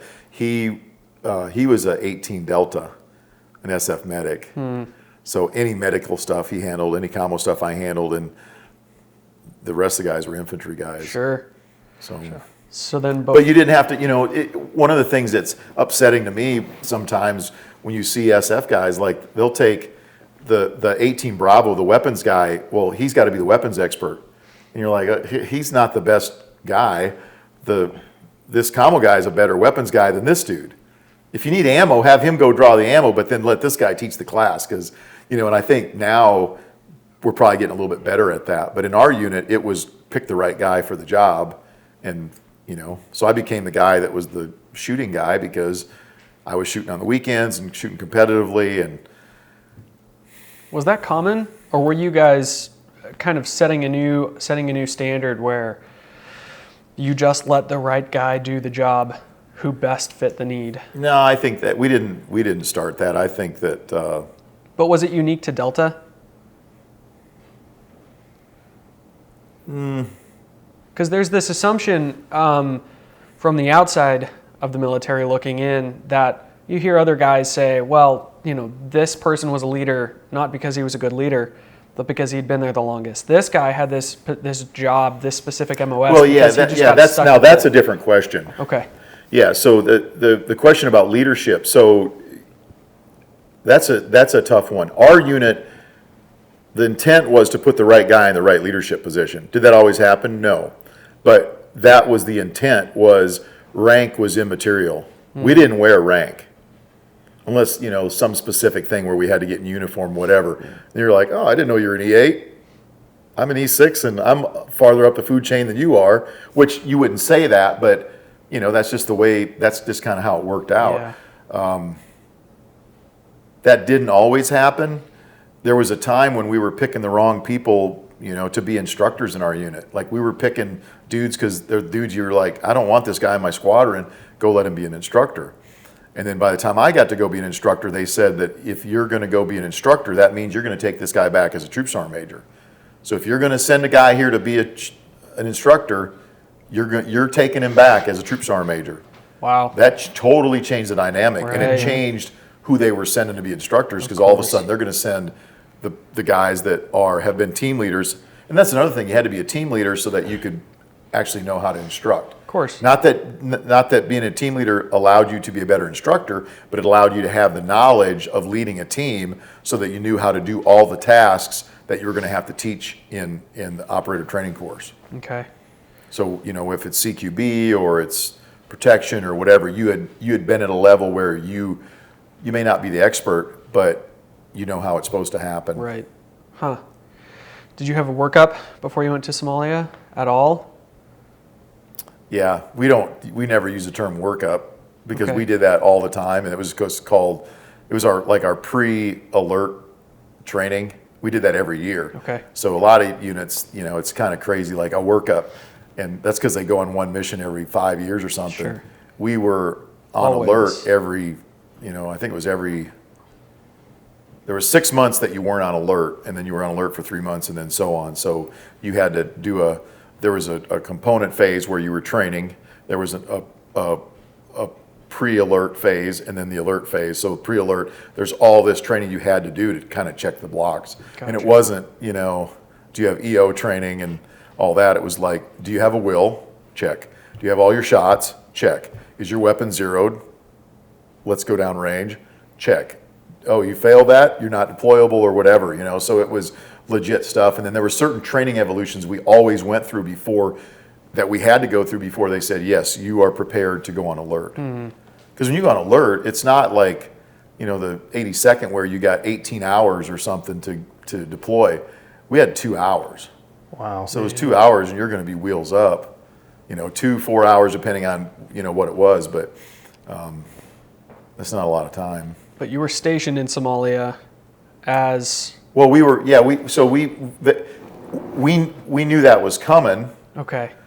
So we went out and did some training specific to that. Like that mission we're planning for that mission. So let's go out and how are we going to do this? Sure. So I was actually in, I think, ANOC, Advanced Non-Commissioned Officer Academy. I was going through this stupid training that they make you go through, like you've got to do it to get certain ranks, right? And these little birds fly over, and me and my buddy were sitting there. I said, yeah, it's probably the guys getting ready to go to combat without us. Well, 2 days later, we found out exactly that's what they were doing. And we had been cut, like, you're not on the team, you're not going because the numbers are this many. So Les Aspin was the Secretary of Defense, and Bill Clinton was president. And they had said, you can only take this many people. Wow. Which is stupid. Why would you have a politician telling the Army how many people they can take? Yeah. They need to take a certain, whatever they need for the mission, but they didn't, this is how it was. Well, why was that? What was their reasoning? Well, I think, micromanaging the commanders, that's been something that we've kind of gotten used to. Look at Vietnam, there was only so many people can be in the country. You know what I mean? There's a lot, and it's stupid. It's ridiculous, but they're in charge, and we can't change that.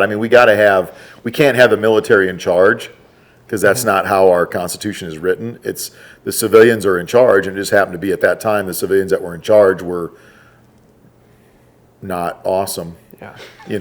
That's the positive way. Yeah, Sure. they just weren't. Bill Clinton at the time was having a love affair with a Monica. old hefty Monica there, Yeah. And Les Aspin, he was just clueless. So they told us how many troops we could have, and I had nothing to do with that. I was just a EIEIOU one. I was the new guy on the team. There was one guy below me, but we were kind of vying for who was the lowest, And so we end up training up. We go over there. I was on a Black Hawk helicopter for flying into objectives and everything. So usually we had a Black Hawk and then 4 little birds and another Black Hawk, and I was in the lead Black Hawk, Super 6-1, which ended up being the bird that was shot down on the 3rd of October, and both of our pilots were killed when that happened. We had already infilled. Our snipers were still on board, so they got jacked up a little bit too on that. But yeah, I kind of went off No, that's fine. off track there, but yeah, that's a long time ago.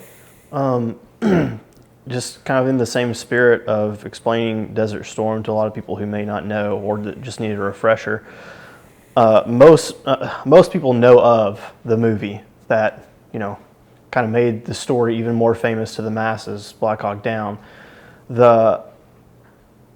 Not as many people, especially the younger generation, know what was going on in the world at the time, why we were there, what was going on, what kind of like the state of the world was. Can you kind of catch us and them up to speed? Well, I can't catch you up on what the state of the world was. I don't know.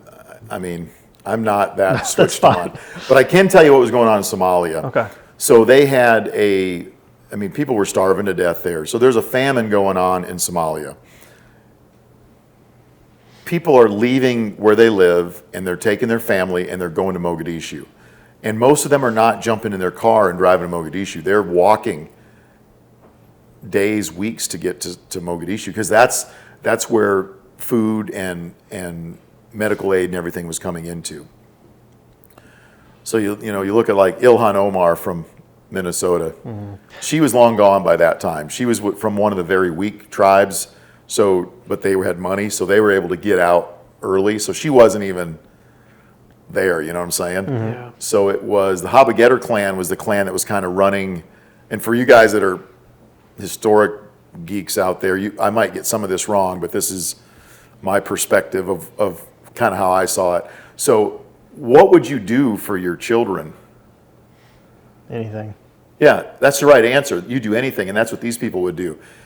They're no different than you or I. They're a mom or a dad, and they're taking their children because their children are literally starving to death. And if they're not starving to death, they're probably sick from something, because Somalia is a crappy place to live, right, as far as having diseases and everything.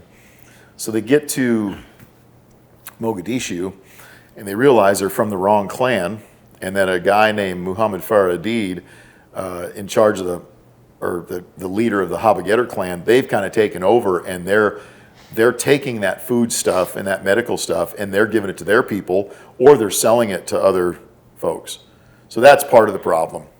They're murdering people. They're doing whatever guys like that do, Yeah. And he was pretty high up in the political food chain as well. And I can't get into all of that. Somalia has been jacked up for a long time. Not always, but for at least the last 40 years, they've been pretty jacked up, So we come in there, and our mission is to capture a deed.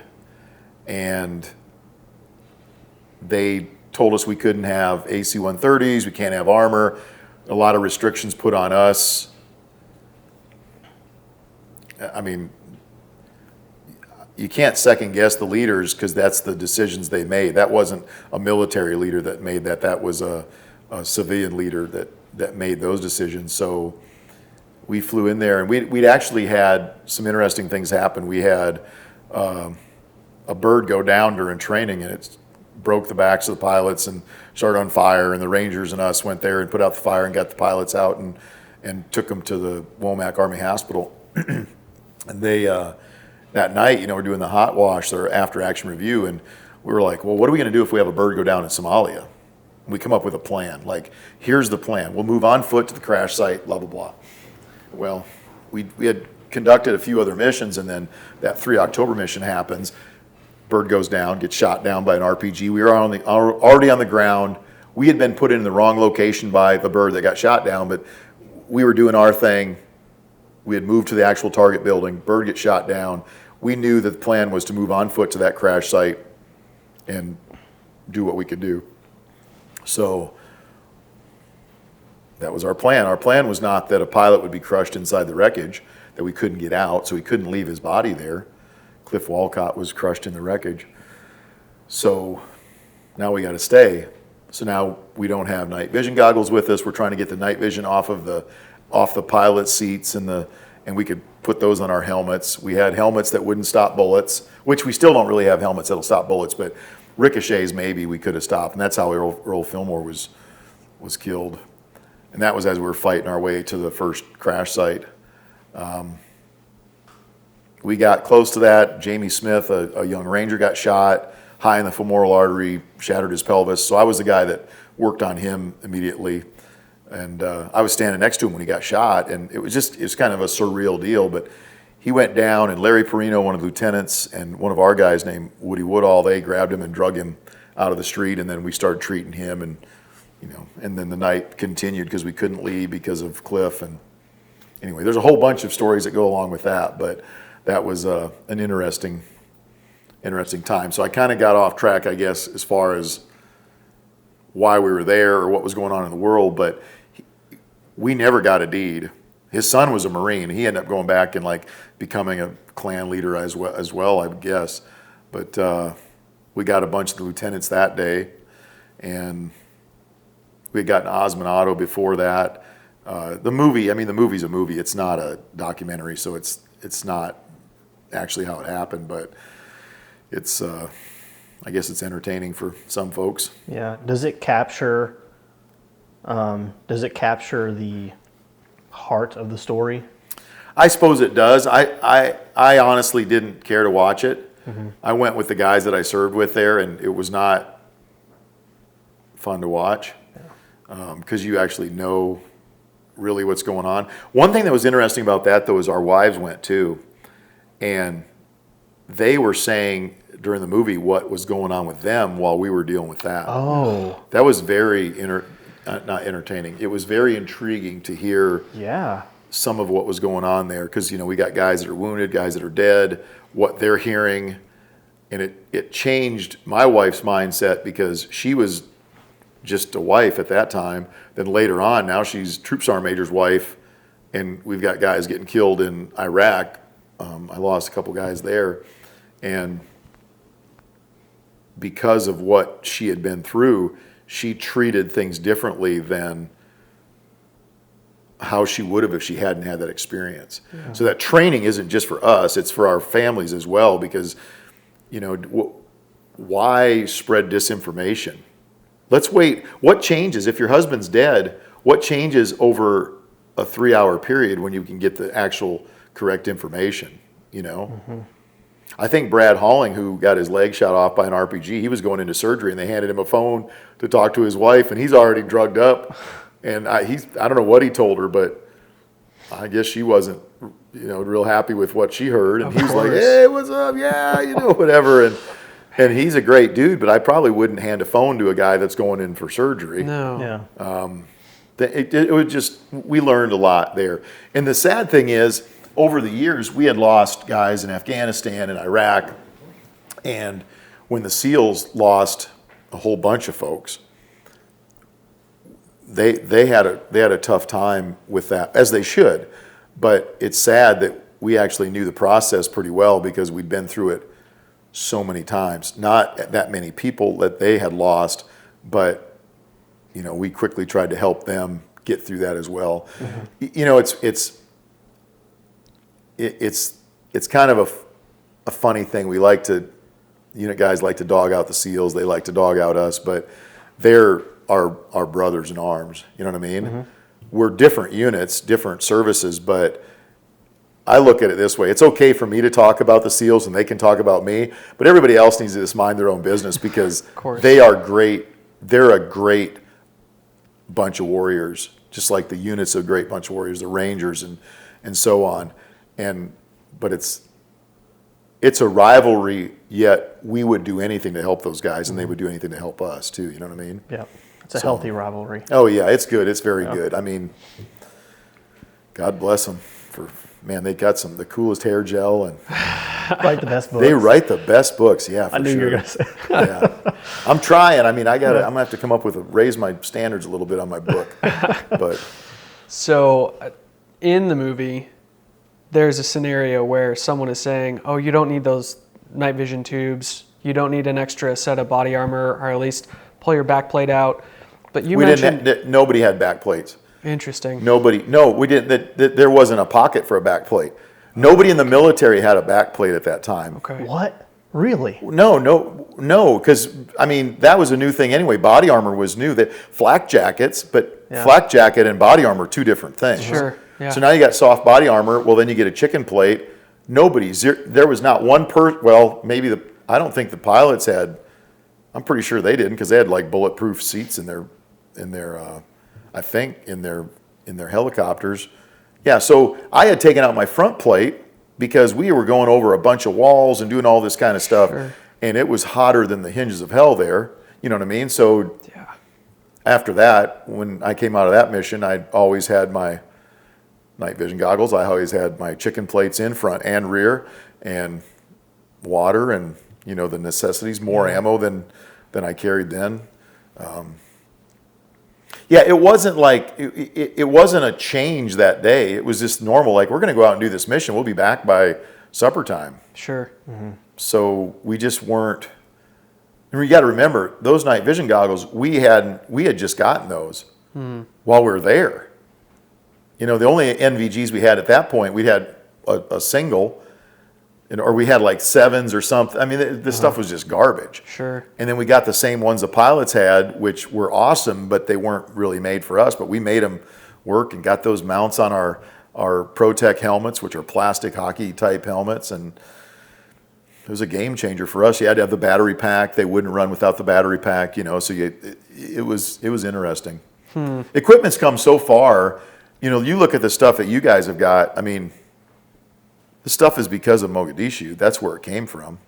I mean, you look at the medical gear. That's a direct descendant of me working on a wounded guy and other guys working on other wounded guys. Nobody carried a tourniquet. Well, why not? Well, yeah, why would you not carry a tourniquet? Because doctors said tourniquets are bad. Oh, sure. Did you put a tourniquet, there's necropsy or whatever, and the skin can die and all this. Or you can just die. Yeah. Right. You know what I mean? We knew that. Look, where we're sitting right now, we are within an hour and a half of the Battle of Shiloh. Oh, man. And what happened at the Battle of Shiloh? It's mass death. But what happened to Elbert Sidney Johnston? Oh, I don't know. I don't know. So, man, you guys, I'm going to have to school you up. Please I do. was there, so let me tell you about the Okay. Civil War. Okay, so the Battle of Shiloh, is it okay if I break this down a little Absolutely. bit? Please do. Okay, so at the Battle of Shiloh, there's this thing called the Civil War, North and South. Some people say it wasn't about slavery, but I'll break it to you guys real simple. There's slavery had something to do with the Civil War. Sure. So the North has decided to train at an area, a flat on the river, on the Tennessee River, close to a little chapel called Shiloh Church or Shiloh Chapel. I think it's Shiloh Church. The guy that said they should train on that flat was a guy named Sherman. So, William Tecumseh Sherman? yep. Yep. So he's there.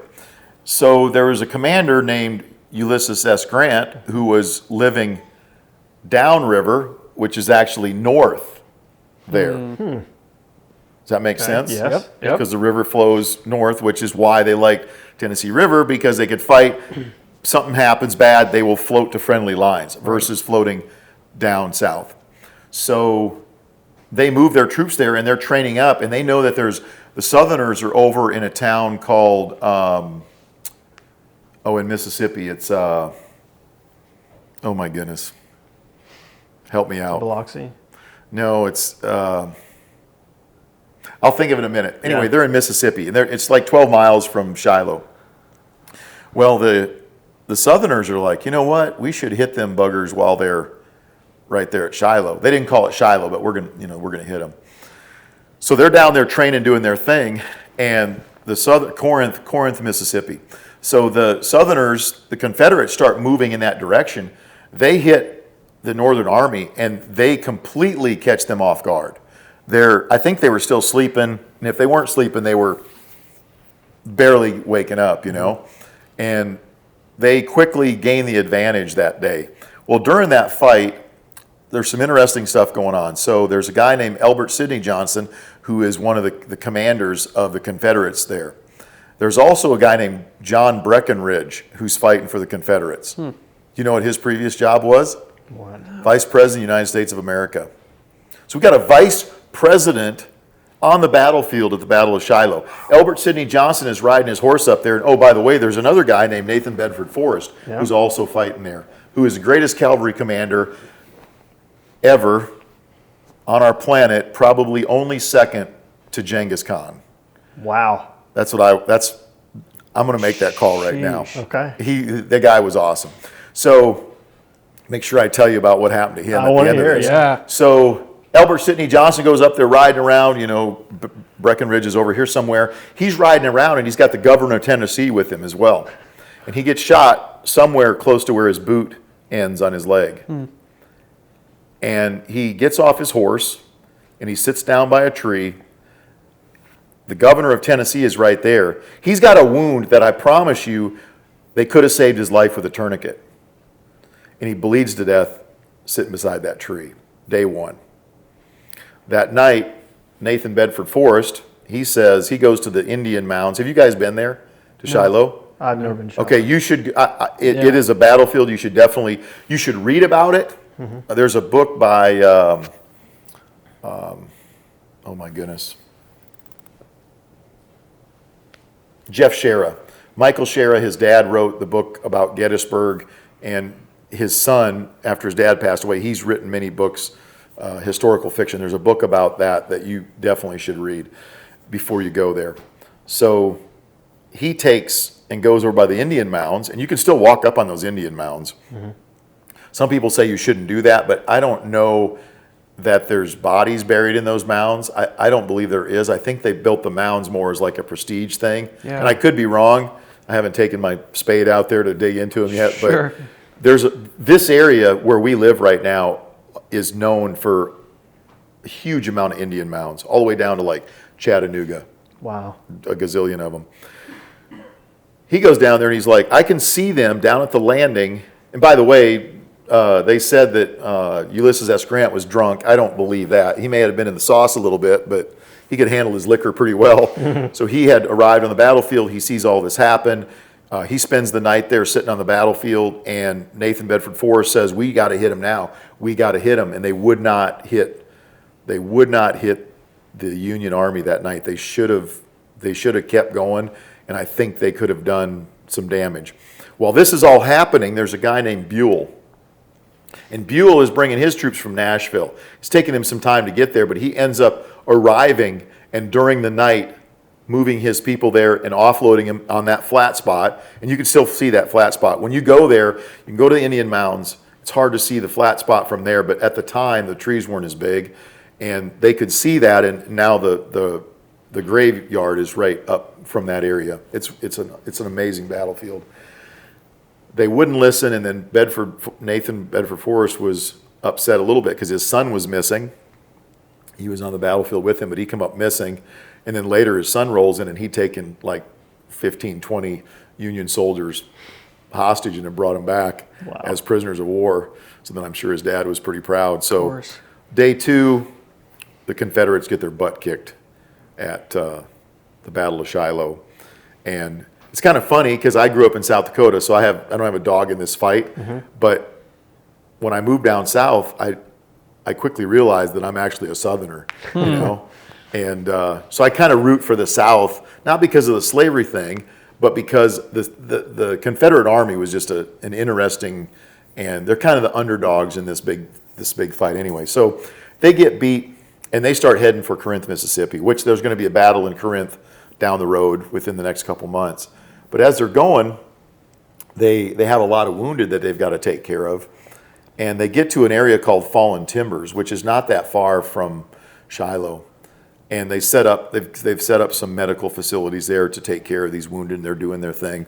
And this guy, old NBF there, he's got his cavalry guys standing by. And who walks out of the tree line across this open area but a guy named William Tecumseh Sherman?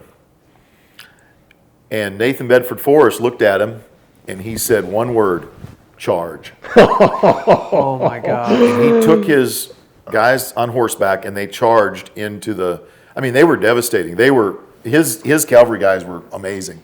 He charged right in amongst Sherman's guys, and they quickly realized, they're like, that is Forrest. Kill him, shoot him. And everybody is shooting at him, and nobody hits him. And he comes riding by, and one E5, well, we call him E5, they were sergeant, sticks his muzzle of his rifle right against his hip and fires, and obviously hits him and blows him partially out of his seat on his horse. He pulls himself back up and he heads back, because he knows he's in a bad way now. He heads back towards friendly lines. Well, they're still shooting at him. So as he goes by, he must have looked and said, that guy's just big enough as a rear plate. He grabbed the dude as he rode by him and swung him up on his horse behind him and used him as a human shield as he rode to friendly lines. Okay. New podcast idea. Yeah. All you do is tell us historical stories. Serious. This is the sickest thing ever. I had no idea about it. So he throws. amazing. Yeah, and you can stand at this spot, and I mean, there's a sign right there for fallen timbers, and you can go. You said you've been there. Been there a few years ago. Yeah, it's amazing. I mean, sorry, I'm talking to the camera No, guy. it's fine. We talk to these guys all the time. It is just amazing. So I don't know that book by Jeff Shera covers that. And by the way, any of the books by Jeff Shera are just amazing. I went and had him on my podcast. He lives up in Gettysburg now. But so he swings this guy up, gets to friendly lines. He throws him on the ground. I don't know what happened to that guy. I'm not sure. But Forrest rides all the way to Corinth. So he rides 10 to 12 miles. He gets there and he's like, Doc, I need help. I got shot like in the hip, So the doc gets in there and starts trying to get this bullet out. He can't get it out. So can't find the bullet.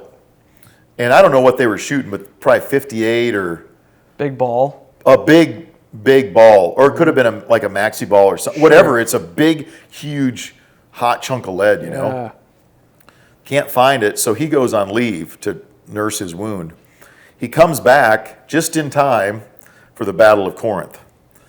And as I said, he's a cavalry guy, and he's quite a horseman from what I understand. He sold horses as well, that along with slaves. He also was a slave salesman. He was from not that far from here, about an hour from here. During that battle, he jumped his horse over some timbers, and when he landed, he's like, oh, and he could feel the bullet. So then he went back to the doctor, and they actually removed the bullet at that time. Wow. So the moral of that story is we figured out that tourniquets were needed in the Civil War, and basic medical training would have saved Elbert Sidney Johnson. And people, when you listen to this, Elbert Sidney Johnson and Joe Johnson are two different people. Elbert Sidney Johnson was a very well thought of military commander. Joe Johnson was not. So like at the Battle of Vicksburg, which was not, it was kind of a battle, but Vicksburg fell roughly the same time as Gettysburg fell. But we capitulated at Gettysburg at Vicksburg because they had put a siege on the town and they had starved people out. The people that were living there they started eating every cow and then every horse and then every mule and then every dog and every cat, and they were eating rats by that time. So if you go to Vicksburg, it's still kind of a depressing place, but it's part of our history. Mm-hmm. Joe Johnston was in charge of that on the southern side, and the guy that worked for him was a guy named Pemberton. And Pemberton so he was actually in Vicksburg. He was a northerner, but his wife made him fight for the South because she was a southerner. So he had to fight for the South even though he was a northerner. Once again, Some things wives. never change. Yeah, exactly. Yeah. So Ulysses S. Grant was the one there that ended that battle. And that's before he became, he was in charge of the Army of Tennessee, which was the northern, the name for the Northern Army of Tennessee. Sure. And then after that, he got promoted to be the commander of the whole Union Army. Man. Wow. So after Mogadishu, That's pretty intense, isn't it? Oh, no, it it is. is. I'm gonna Yeah. watch. I can't wait to edit this just so I can listen to Yeah, it. I know. Yeah. So after Mogadishu, your guys' kit significantly changes from there on out. Is that right? Like you guys start. Yeah, putting not back just plates? us, but everybody in the military. So it started with us relatively quickly, and it went to. I mean, you look at this rifle that you got laying here, and this is an evolution exactly of what we needed in Somalia. Right. Mm-hmm. And I'm going to tell you, the gun that we had in Somalia, there's nothing wrong with that gun, but there's a lot wrong with the other stuff that was attached to it. Sure. We got better lights now. We got better lasers now. We've lowered our sights down so we can actually see. I see a lot of guys now, they're raising their sights back up. They're like, yeah, you ought to try this. And I'm like, yeah, we sure did. We tried it for years, and it's stupid. Sure. So let's put our sights back down where we can actually shoot fast and hit targets. Sure.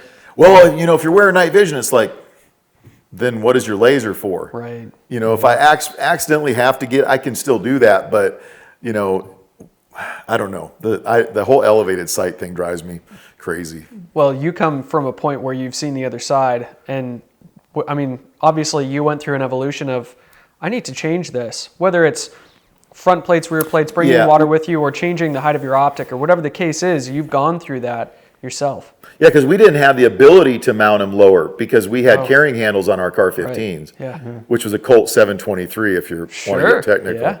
Most people have never heard of that. Yeah. And I had never heard of that till a few years ago. And guys like, yeah, you had a Colt 723. And I went, what the heck is that? And, it's a gun that Colt made up of a bunch of parts that they couldn't sell or something. And we got those guns. And they were fine, but they didn't have free float tubes. So that's a good addition. They didn't have good triggers. So that's a good addition. They had carrying handles.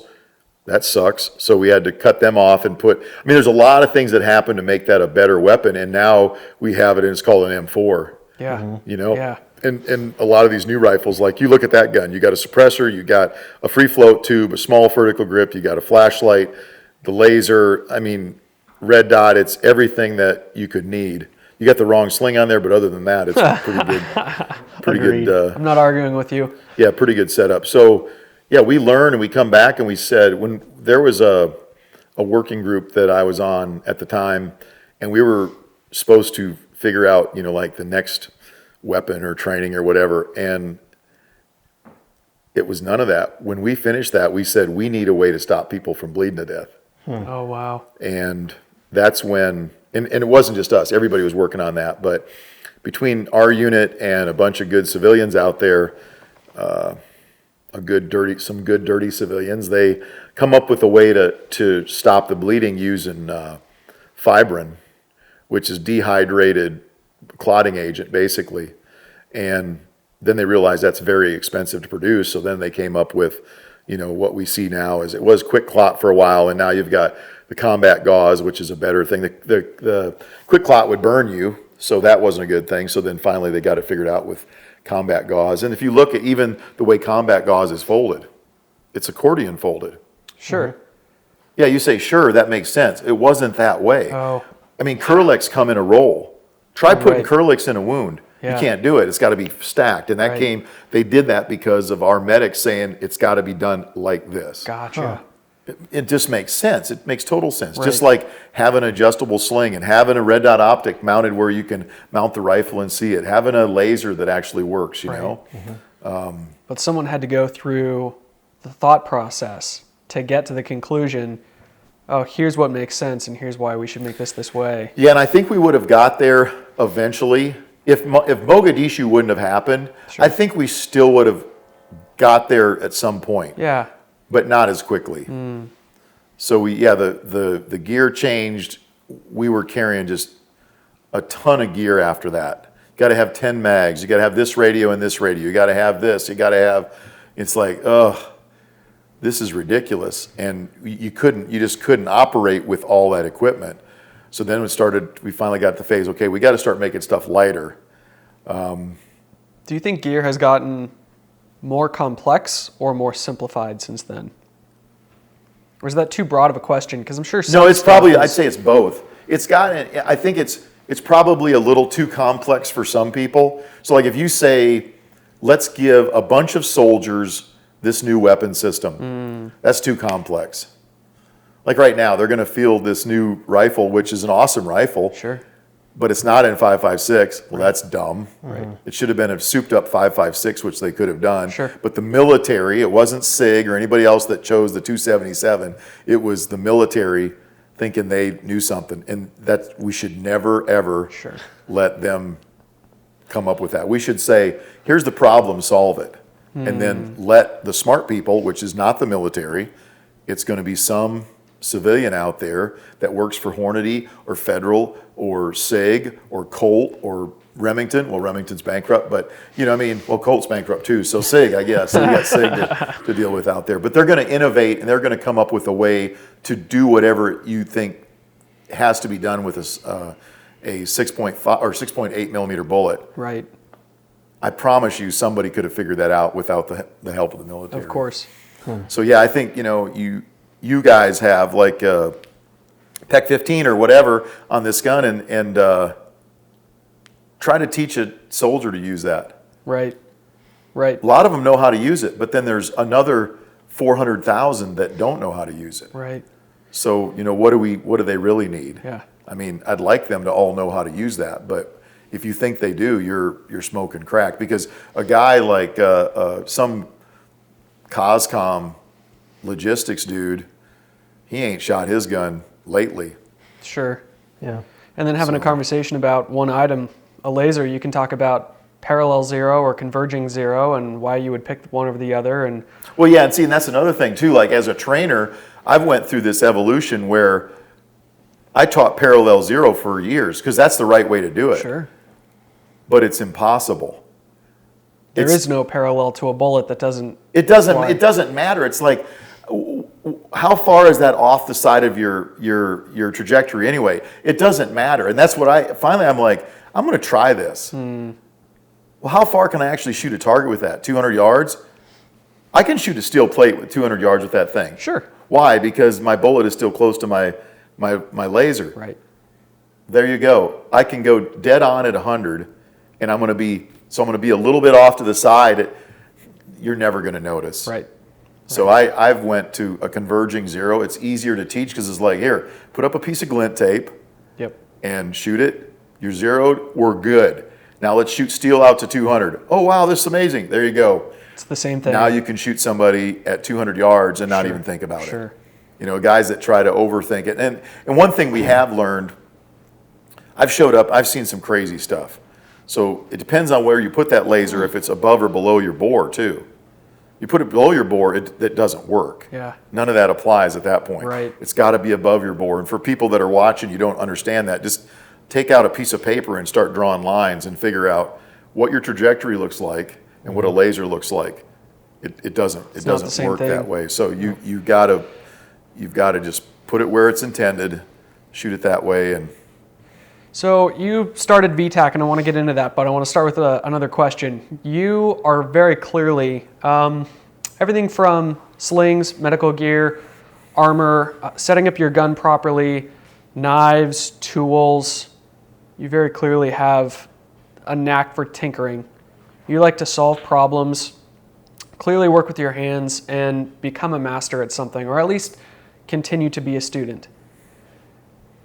Do you have a natural... Can we cut that out and use that as a commercial? Because that was good, yeah. No problem. Do you have a natural engineering mindset, or do you just spend... Because like me, man, it takes me forever to figure something out, but I'm going to spend so much time with a tool that I figure out what works, even if I have to come back full circle and figure out, man, I got it right the first time, and I convince myself otherwise. How are you wired to figure out what works and what doesn't? Is it natural for you, or do you just keep going until... Well, I think I'm a little bit of both. Well, what I would say is I can figure stuff out pretty quickly.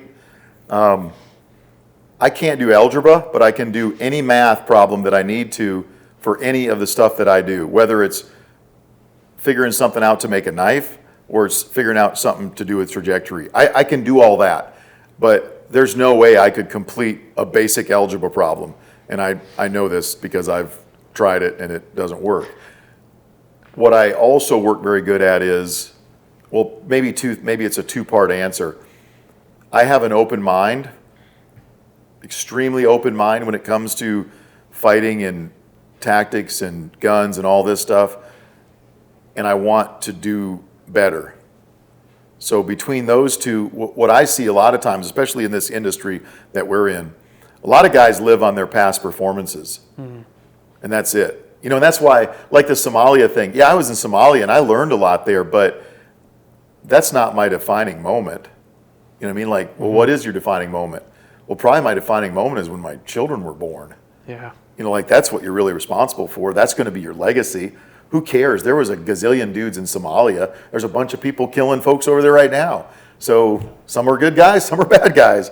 So that's not my legacy. My legacy is my children and then my grandkids, and you know what I'm saying? Yeah. So what can I do? What can I do now, and what can I do better? And I've that's one of the things I often see. I see instructors that live on their past performances, and they don't actually stand up and continue to either learn or even train.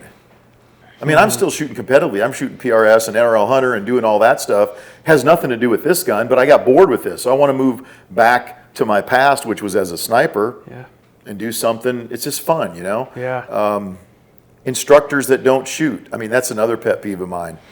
I've been to classes. I was at a class, and the guy taught us a 3-day carbine class, and he shot 1 round. 1 round in 3 days. What? I mean, I have no respect for that guy as an instructor. I mean, what he did in the past was great, but what he's doing now sucks, because how can I listen to you if you can't even, I'm not saying you got to be the fastest or the most accurate, but at least demonstrate what you're talking about. Right. Right. I require, when I go teach with my buddy Chili, we demonstrate everything. Yeah. You got to. I mean, that's one, it adds to your credibility. And 2, if I can't demonstrate it correctly, how can I ask you to do it correctly? Right. Of course. So Josh told me you smoked him on the range. Yeah. Yeah. Yeah. yeah, Also, next time we go, you'll smoke me. That's the thing. What do I want? As an instructor, I want you to smoke me. Sure. I want to teach you something that causes you to be better than me. Sure. Because by everything points to you beating me. Because your eyes are better. You should have better hand-eye coordination because you're younger. You can't conjugate verbs, but other than that, you're good to go. But what do I have? I've been doing this so long that, I mean, this gun is just an extension of me now. Right. Just like with a pistol, when I pull out my 320, I don't have to think about little things anymore. I'm still doing them, but I'm doing them subconsciously versus you might still be thinking consciously about some of this stuff, and it might take you another, I don't know how many years or rounds before you get to that point. But I'm at the same as you now. I'm shooting PRS. Guess what? I'm at the point where I've got to think about all those things again. And I love it because it's making my brain fire on all cylinders to make me think. Just little things like get on target and then close the bolt. Well, that's the rule. Right. So you don't launch a round over the range. Well, that's difficult for me because I'm used to you shoot, you put a round in the chamber as fast as you can. Yep. Nope, not in this game. So, and it's a game. It's a good game. It's something you can apply realistically. You're shooting, 2.5-inch targets at 500 yards. I mean, if we would have been doing that in the military, I would have been like, you're the man. Yeah. We never did that, Sure. So, yeah, I think just continue to build. For me, it's one, build a better mousetrap. You look at the things that we designed. So we designed the sling. Right. Now everybody copies the sling, whether they use a closed loop like that where you can't get enough adjustment, or if they just flat out copy our sling. That's kind of an honor to have people do that. The battle belts with the slots cut in them, that's something we were the first guys to do that. And now you see a bunch of people, doing that. We got other little trinkets, our other belts and our knives and the sights. I mean, just all kinds of crazy stuff. So Yeah. I love it. I love to try to figure out how do we solve a problem. We got a new belt coming out that's going to be Really? amazing. Yeah, it'll be out within probably I would say in the next month, but it might take a month and a half. Okay. You guys are going to dig it. I'm stoked. Dirty, nasty, stinky civilians. That's us. Well, I got one more question for you. Someone from Patreon asked a question that I found interesting as well. This most recent presidential election, it seems like in my lifetime, they just keep getting ramped up more and more and more. And number one, I don't know if that's orchestrated by some people or that's just the way of the world as we get further and further from Christ, but it seems to be a trend. What do you mean ramped up?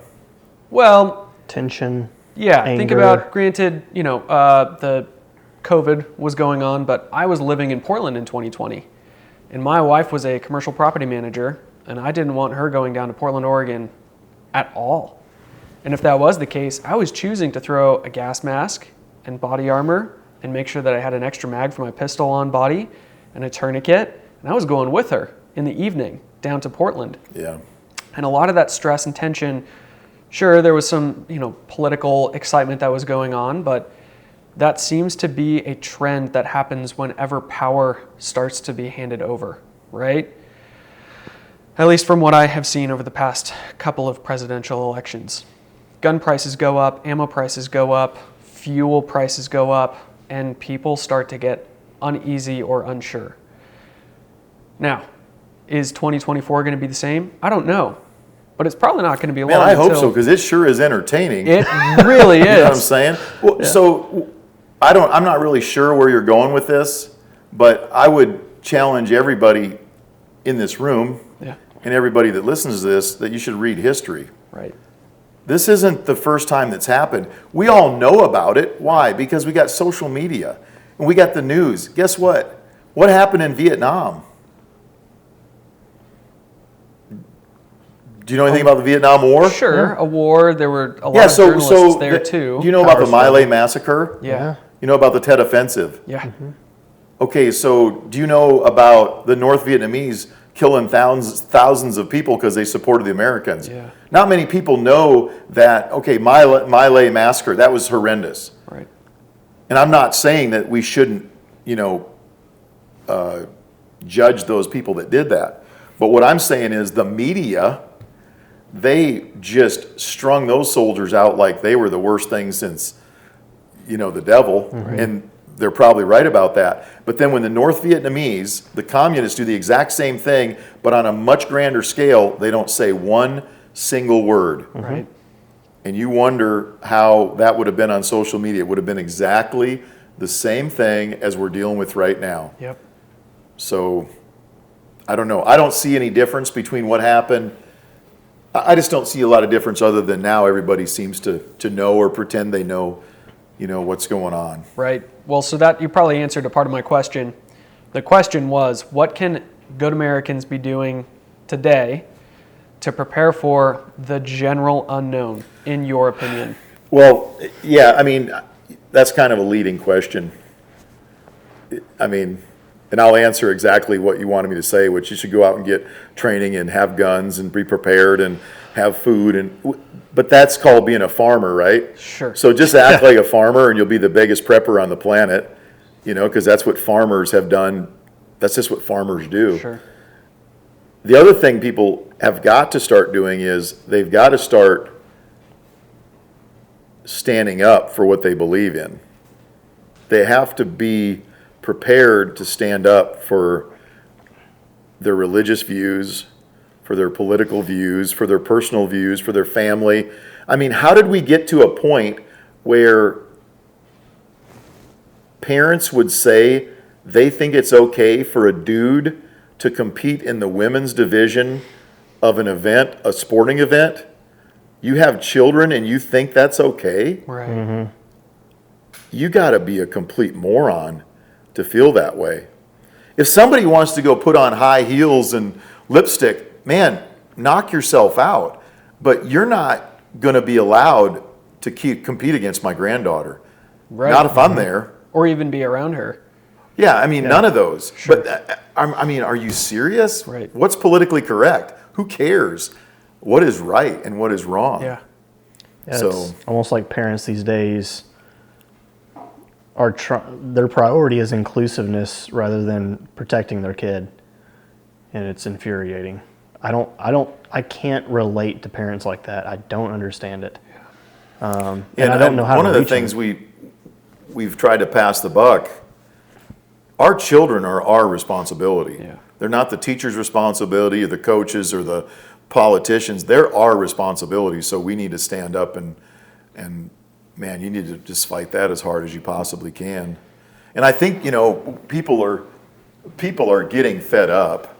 Even though when you look at the new, they got a commercial I saw about Biden the other day, and it's so twisted that it's like you believe, well, we're here to stand up for women's right to choose. Oh, Well, why don't they call it the way it is? We're here to stand up so that we can murder more black babies than are born every year. Right.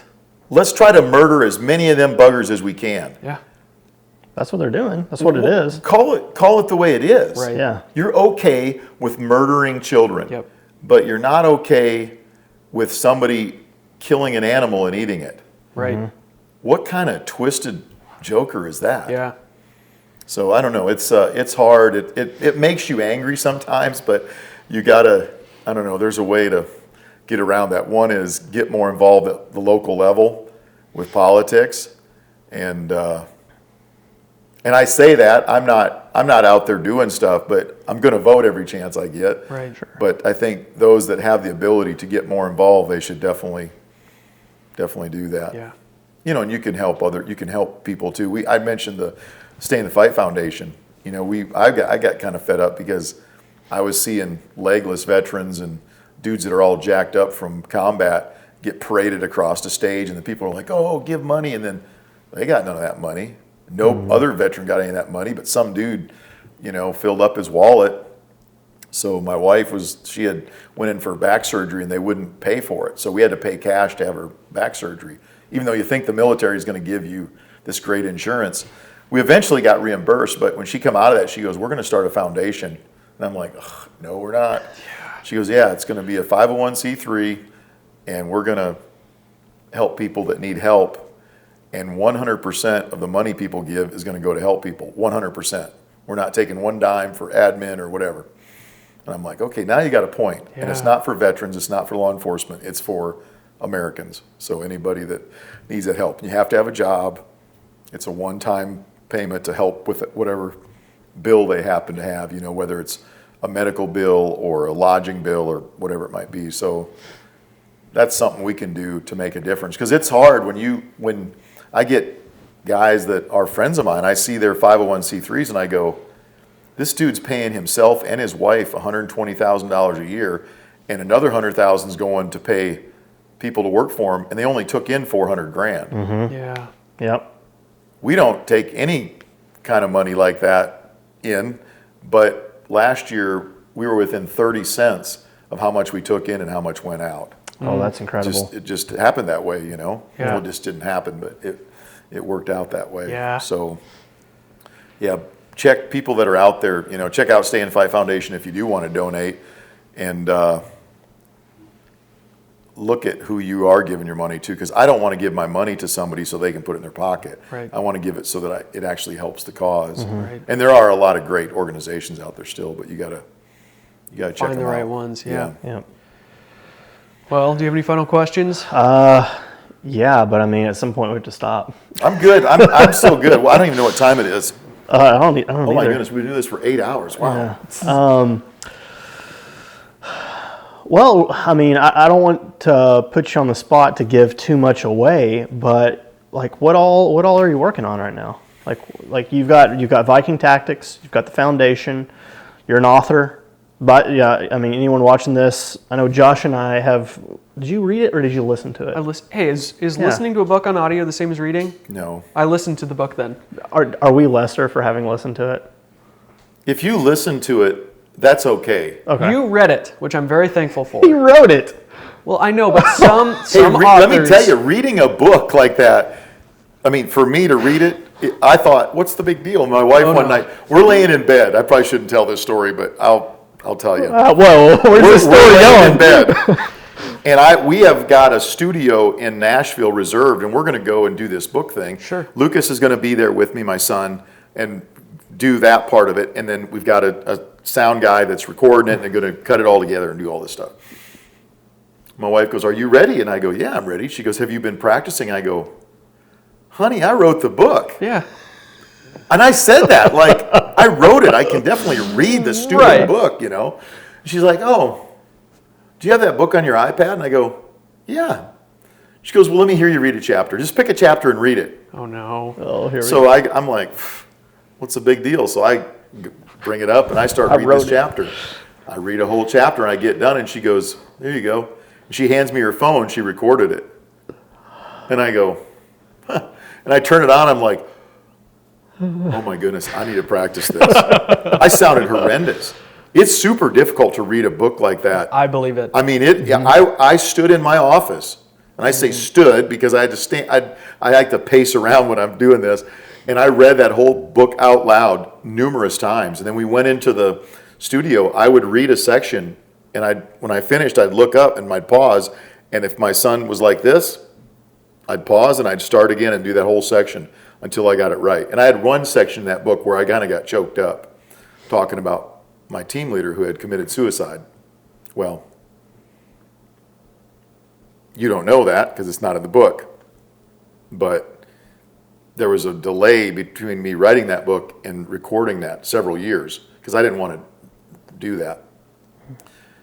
Well, he killed himself, and I read that in the book, and I got pretty choked up. And I got done, and I stopped, and I looked up at my son, and he was choked up. I'm choked up, and I'm like, sorry about that. Give me a minute, and I'll do it again.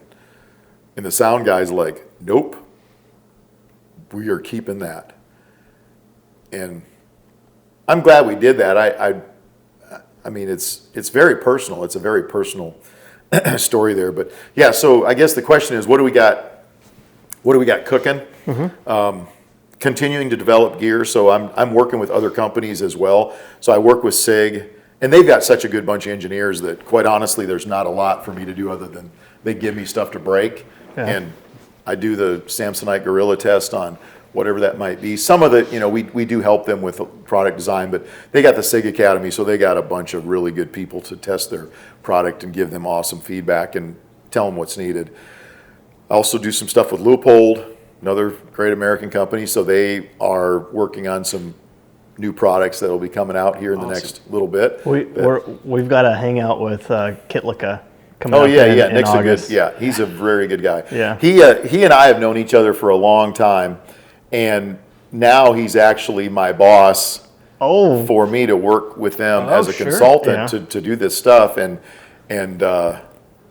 him, John Snodgrass. Have you met him as well? Yeah, so. John and I are very good friends. My family went to church with the Snodgrass family. Back in the day. He is an awesome dude. So, I mean, Nick as well, but John's more on the product design and development side there. Vertex, some of the stuff that we've done with them. We got some other products that are in the pipeline for them. But and then another line that has been fun is the knife line. So we've done knives with Tops Knives, and those are sold on our website, the fixed blade knives. We did a knife with Hogue, which is a folding knife that I designed with their designers. It looks a lot like our Patriot knife, but it's actually, I think I've got one in my pocket here. So that's the Patriot folder. That's one that we do with Hogue. Nice. Gotcha. And kind of a sheep's foot blade style. Yeah, there's a lot of different names for that. I kind of like it as a cleaver or a sheep's foot or whatever. I like the swoopy blade because I use it for hunting and all that, and it's good for processing animals. Yeah. We make a fixed blade that's very similar to that. So now we got approached by a company. My buddy Alan Leischwitz, he did a knife with We Knife Company. Oh yeah. And We Knives is a Chinese company, and it goes against everything that I usually believe, but they can get all the parts for these knives because everything comes from there. So when I looked at his knife, I'm like, oh my goodness, this thing's amazing. He's like, yeah, I want you to meet these guys. So I met the American side of We Knife Company, and we designed a folding knife with them that'll be released in June. Nice. And we've got a fixed blade that's coming shortly after that I think people are going to like. And it's not a cheap knife. It's going to cost as much as this knife, but it's also the same steel as in this knife. It's a very, very cool knife. Cool. We've got a new belt coming out here shortly that I think it's different than anything we've ever done. I'm really excited about that. I've been working with a guy it was his idea, and he came to me, and I'm like, that's the stupidest idea that's amazing that I've ever seen. So I think it's going to be something, especially for the crowd like you run with. It's not a battle belt. It's completely different than that. So I'm very excited about that. Nice. Slings, we got a video coming out that It might be out by the time this comes out. I'm not sure, but we've got to. Well, when does this go out? Probably this Friday. Yeah. Okay, then you'll probably beat us. But we came out with a white sling. A white one. We have a white sling. It's kind of an off-white, but it's Social justice warriors are fuming right now. yeah. But it's a white sling. It's got black hardware, so it's Okay, good, so but yeah, for diversity. But I did a video that people should check out that's coming out pretty soon about black and white, and it's pretty funny. Nice. It- Good. It's meant. It looks like it's serious, but it's totally tongue in cheek. Yeah. And all I want you to do is think about everything in your life that's black and white, and put that all in one video. Okay. And I think people are going to like it. But the white slings, we did it because we get these crazy requests. Somebody requested a fluorescent or a hunter orange type sling. Okay. We're like, Melinda goes, "You want to do this?" And I go, "Well, I guess for hunting, I mean." So we made one, and I wore it while I was hunting, and I thought, well, it's kind of cool when I lay my gun down. I know where my gun's at, but Sure. I'm not sure we're going to sell any of these things. Right. We put it up on our website, and they sell like crazy because people are putting on their less lethal. So law enforcement are buying it for their less lethal firearms. That makes sense. And it's perfect for that. And then Yeah. hunters are buying them. Well, the white one is a great made idea. for people that hunt and they want to set up their gear to go hunting. Well, now they actually can have a white sling. So we'll see. I mean, we don't stock a ton of them, but we have them. And Yeah. yeah, so we've got more knife projects coming. We've got there's a few other projects coming that I'm not going to talk about. Fair but- enough. And Yeah. classes, you're still teaching? Yep, still teaching. I'm trying to be a slacker on that a little bit because I've been teaching for a long time. The problem is we keep, when somebody calls and they want a class, it's hard to say no, but we are saying no a lot more than we ever have. I'm still doing a lot of leadership seminars and speaking engagements like that, but I want to spend more time doing some of the stuff I want to do, shooting PRS and NRL hunter, and also making knives and tomahawks and other stuff like that. So I'm going to keep teaching, but only as much as I want to teach. Good. I teach at least 4 times a year for SIG at their facility up in New Hampshire, and then I still do military and law enforcement classes as needed, and then a few others, but I'm trying to. I'm Tame it down. 55 years old. I'm old, dude. No. That's pretty young. I'm pretty old, so I decided I don't need to be on the range 42 weeks in a year. You know what I'm Makes saying? sense. Makes So if I do a sense. dozen classes a year, that's probably about where I want to be. Yeah, good. And that's just an easy, Good. I can do a dozen classes like nothing, Yeah. Love it. So, yeah, we got, then the book, I told you about the one book we've got coming. So War Stories from the Bible. And I've been talking about this thing for a couple years, but it's harder to write than you would think because I don't want to be disrespectful of the Bible, and I want the stories to be something that guys like us want to read. Of course. But when people see this, I think they're gonna dig it because it's not the Susie Chapstick version of the Bible. This is the blood and guts, death and destruction. A lot of Old Testament stuff, obviously, but even in the New Testament with a guy like Paul and his wanderings, you want to talk about a tough dude. Look what that joker went through. So that's, I look at guys like him and it's inspiring when you're standing over a rock and you're about to get beat with the rod. Do you know what that means? Beat with rods? No. Talking about like. You know what a phasis is? Reeds. No. Oh my goodness, you guys, I'm gonna have to school you up again. I'm down for it. Yeah. So there was a guy. Cameramen are They're laughing like, at us. we're gonna run out of film. Well, no film, I guess. Film. We're gonna run out of electrons here in a minute. So there was a guy called the lictor.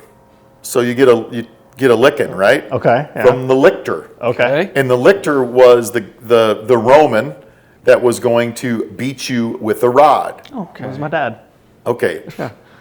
But the rods were wrapped around a weapon, and that weapon looked like an axe. So it had an axe head, like a big battle axe head, Yeah. and it had its own handle, and then wrapped around that were these birch, I think most of them were birch rods. So they had these rods about the size of your thumb, and they were all connected around this thing, and that guy, that was like that's the thing that dude carried around. Wow. And then when it was time for him to do what he had to do, they would bring in Paul or whoever, and they would tie them to a rock, and they would take their clothes off, or they'd take their clothes off and then tie them to a rock. Usually, I believe they were usually completely naked, so that was an embarrassment as well. And then they would start beating them with these rods. And there was other things they beat them with as well, with weighted straps and things like that. But they beat them with the rods, and then they would, if they broke a rod, then they'd go and grab another one out of there and do their thing. And I forget what the numbers are, but they were always like one shy of 20, or I forget what the numbers, but Paul and his buddy were going to get beat like that. And what was interesting about it to me was Paul was a Roman citizen. And they were not allowed to do that to Roman citizens. But because his buddy was going to have it done, he did not tell him he was a Roman citizen. And he got beat right there by his buddy.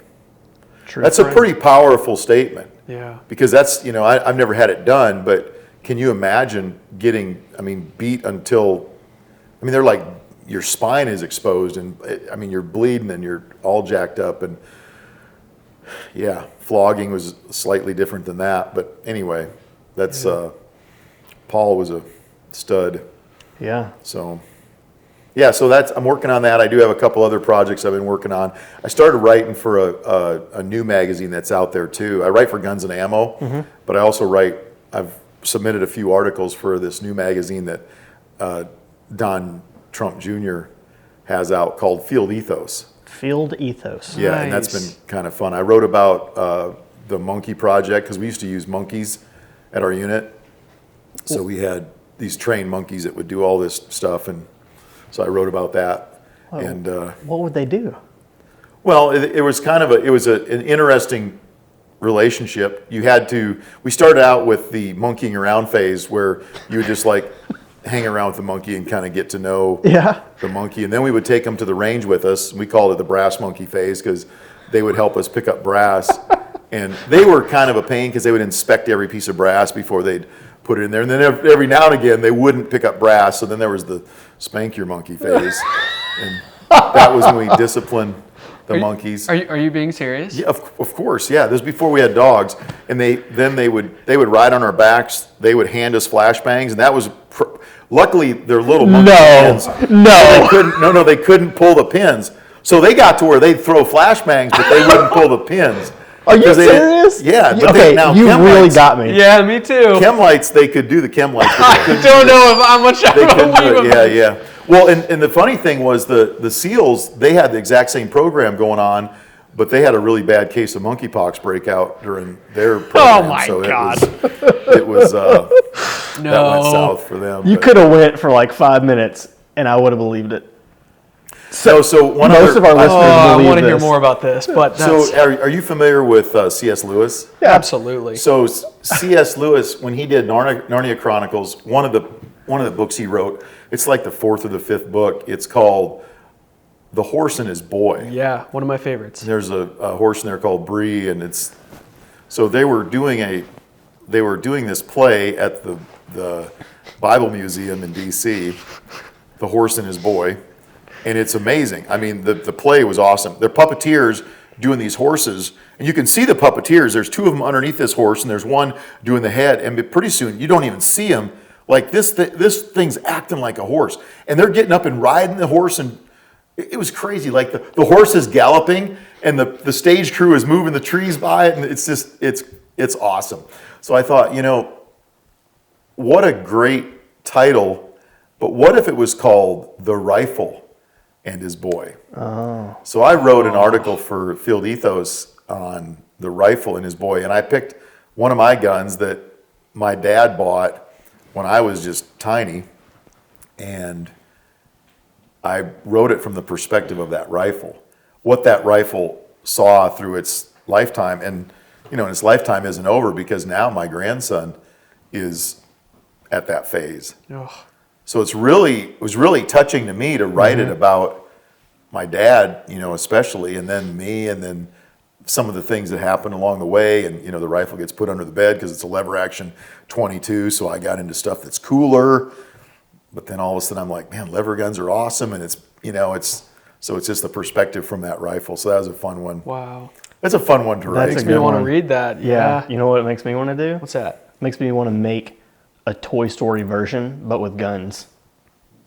Whoa. Like old guns that you like. They Oh get yeah, put up. yeah, Like yeah. And that's what this is. This is about. I handed that article to my wife, and I said, "Just read this and see what you think." Sure. So I handed her the article, and she read it, and she gets done, and she's got tears in her eyes, and I'm like, "All right." Bingo. So then I gave it to my daughter, let her read it, and she had the same. She was like, "Oh, Dad, I can't take it." And I went, "Okay, that's perfect. That's excuse me, where I wanted to go with that. I want everybody that reads it to think, because you always think back to what's the first gun you ever owned or you shot, or who was your first instructor, or who was. I mean, you got all these things, and I always tell guys, they'll tell me, "Oh, this instructor, he's awesome," and I'm like, "No, actually." That instructor sucks, but I bet he was your first instructor. Sure. How'd you know that? And I'm like, well, because that instructor is a moron, and there's only one way that you would think he was cool is because he was your first instructor. Sure. You know? I'm exaggerating a little bit there. Well, no, that's a good way to put it. Sure. Yeah. So anyway, that's pretty much what's cooking. I love it. Nice. Well, I have one final question. Okay. Actually, two. So not one. Twice as many. Leadership advice that's on your mind right now. And the second question is dad advice. Oh my goodness. I hope you got like days to talk about this. So leadership question, I've been doing a lot of consulting lately for businesses on leadership, which I never thought I would do that, but it's been a lot of fun for me because I don't know what I'm getting into until they start talking, and then we just solve the problems together. And I think what I've learned with that on leadership is have an open mind and look at what other people are doing that are successful that you can apply. And I'll give you an example. One of these companies, they didn't do an after action review, debrief, hot wash, whatever you want to call it. They really didn't do that. And I talked to this fella, great guy, great team, and he implemented that. He's actually the guy that kind of got me going into this new venue for us. And he started applying that hot wash. Every day they do that. And he actually fills in the blanks so that everybody on his team knows exactly who he engaged that day, what the status is, and then what's coming down the road. So here's a guy that doesn't have military experience, but he listened to what I had to say. And I'm not saying I'm a business guy, but I am a leadership guy, and it is all about leadership. Mm-hmm. I mean, if your company fails, it's probably a failure in leadership. Mm-hmm. You know what I mean? That's just that's kind of a simple way to put it, but it usually works out that way. So keep an open mind, try new things, and I'm constantly reading leadership books and figuring out what have I missed. Mm-hmm. Have you guys ever heard of Brene Brown? Yeah. Oh yeah. Yeah. So I thought like that's a football player's name or something. I didn't know, you know. So I started reading some of her books, and I have learned so much of what I don't want to be. I can't stand her books, but I keep reading them because it's like, you got to be kidding me. You know what I'm saying? Yep. Mm-hmm. It's hard for me when you have, she's kind of an angry crybaby or something like that. But when she, so I guess my point is, I read even some of the stuff that I don't agree with. Like I read Jocko book. Yeah.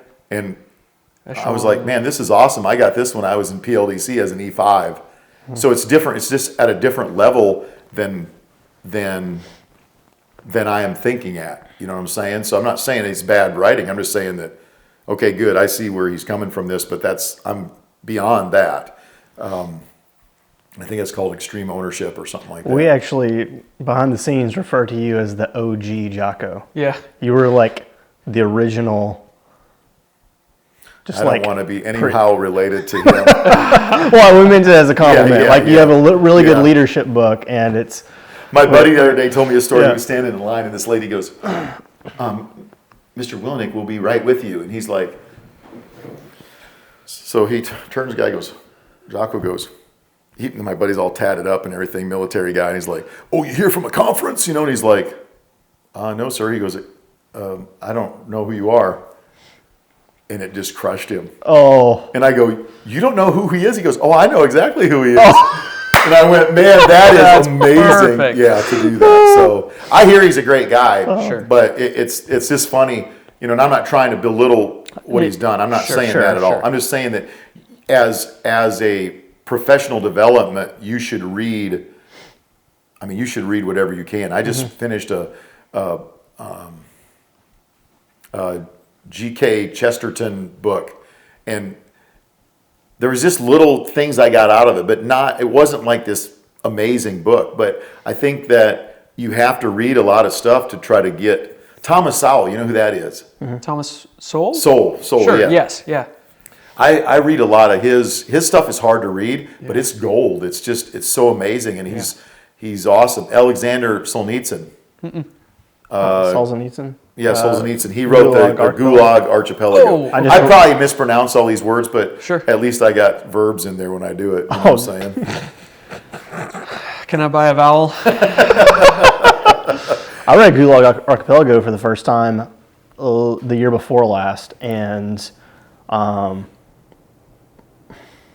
Painful to read. yeah, especially. But I will say the last half, like the last third of that book, where they're talking about how towards the end, all of the, I guess kind of like the cell or the prisoners took over the camps, and everyone was starving. Like that, yeah, I don't know. That thing was intense. Have you read or listened to his speech that he did in 1978 at Harvard? I don't think so. Okay, do a search for him and his speech at Harvard. I would recommend not listening to the speech because it's done through a translator and it's difficult.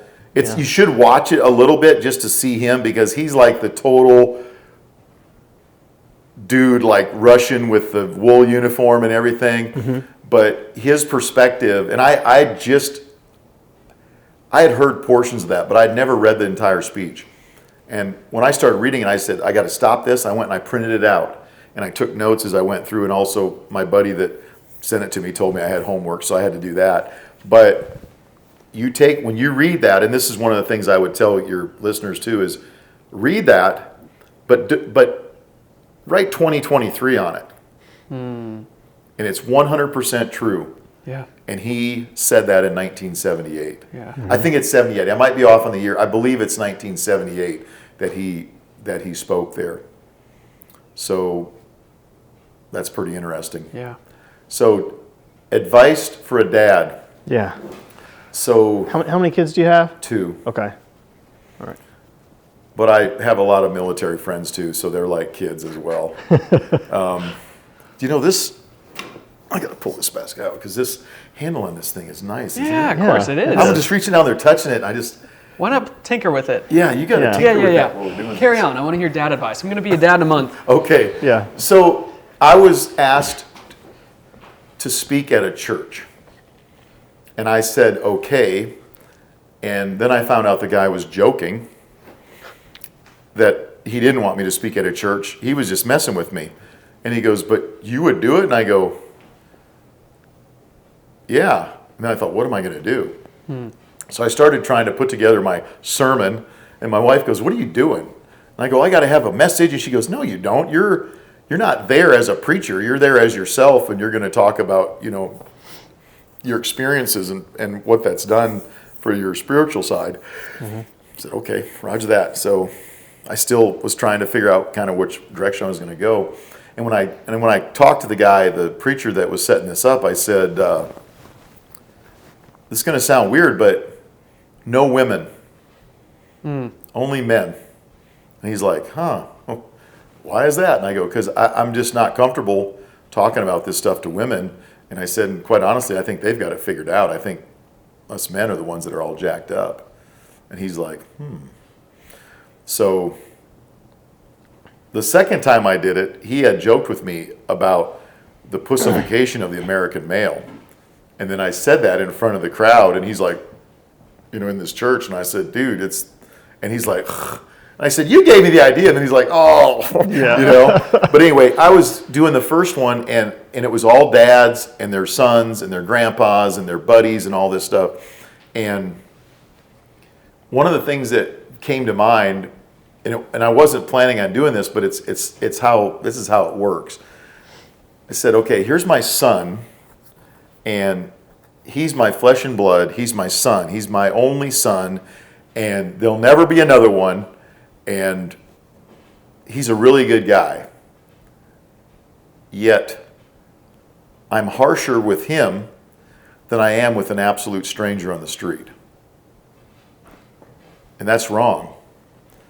And it dawned on me, like, why would I treat my son differently or not as well as I would treat an absolute stranger? And that really hit me hard that day, because it's just wrong. And it's easier with your daughter because your daughter's your daughter. But with your son, it's we get a little bit harsh sometimes, at least I do with him, you know. And he's different than me, and I'm glad he is, because he's a better guy than me. But I think that would be my advice.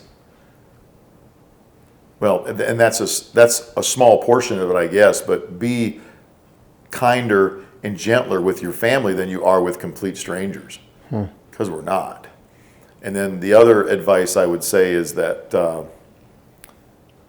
us men got to step up, be present for our families, because we're not. And that's, to me, you know, you go about like, why is our country failing in certain areas? It has nothing to do with the economy or how poor we are. I mean, we're from the land of plenty here, you know, everybody's fat. Where have you been where the poorest people in the country are the fattest? Yeah. Only America. That's the only place. So I would say men need to step up. They need to start being leaders of their family. And I'm not taking anything away from the women. I'm just saying that the women usually have all that stuff already figured out, because mothers are mothers. I don't know what it is. God made them different than us, and there are only males and females, you know. So the women, their parenting skills, I think, are more sound than ours, and we need to clean up our act there. We talked about a failure in leadership is everything goes back to leadership. Well, it's just like that. The failure in our country is because of lack of leadership, and that's the dudes, you know. Yeah. So that's my opinion. Hopefully that makes sense. It does. All right, Alphabet Soup, you got any questions for me? Yes, but I think we're going to have to do a podcast 2.0 at some point. So I have a question for you guys. Okay. Oh boy. He's ready for this. It's going to be easy, though. Okay. So what are you trying to do? What are you trying? I mean, with this endeavor? Okay. Yeah, tell me about this. And this is your customers already probably know, but I want to know because I think it's awesome, and I think it's motivating to me that you guys are doing what you're doing. Sure. So the mission statement, like the blanket mission statement, what? Okay. No? I was just going to say it in normal people terms. You go ahead and say it in normal people terms. No, it's okay. You go ahead. To inform and inspire capable men to build strong families and resilient communities. And that's a very broad term. If you want to boil it down to why do we do specific content, gun guys are also often car guys. Dirt bike guys are also often gun guys. Knife guys are also often hunting guys. But the gun community tends to absorb itself and just sink itself into guns only. You want to hang out with me? I'm a gun guy. That's all I can do. It's all I can talk about. Instead of branching out and talking about, well, sure, yeah, but do you have any water on hand? Do you have any food on hand? Yeah. Are you financially secure? Are you wise with your finances? A component to that also is, do you have a relationship with Christ? Do you have a set of morals? What are they? And how can you stick to those? If you want to live alone, you're going to die alone. You need community. So there's a couple different aspects to it, but everyone on our team has a strength in media, and that's the best way that we can use our voice to also talk to people like you who have life experience, who can bring a lot more knowledge, wisdom, and understanding to what we have to offer, which is reaching people. So we may go do a video with someone who is a car guy and then loop in firearms because we have some experience in that as well. But that's a very quick 30-second elevator pitch of our goal. I'm very proud of you. That was that's pretty good. I wanted to add something to that. This. So I was going to say this earlier. I don't think I said it. I'm pretty sure I didn't say it. I've been hit on the head a lot, so. He was dropped on the head. I admire, of all that stuff you're doing, I admire that you're open about your faith, because that's something that a lot of us struggle with because of our background or whatever. We think that means that we're weak. And then we have other people saying, well, it says right in the Bible that the meek shall inherit the earth. And they think that meek and weak mean the same thing. Right. They don't mean the same thing. So for me, I think folks out there need to understand that I'm no Boy Scout. I've done some bad things in my life. But thank goodness I'm forgiven.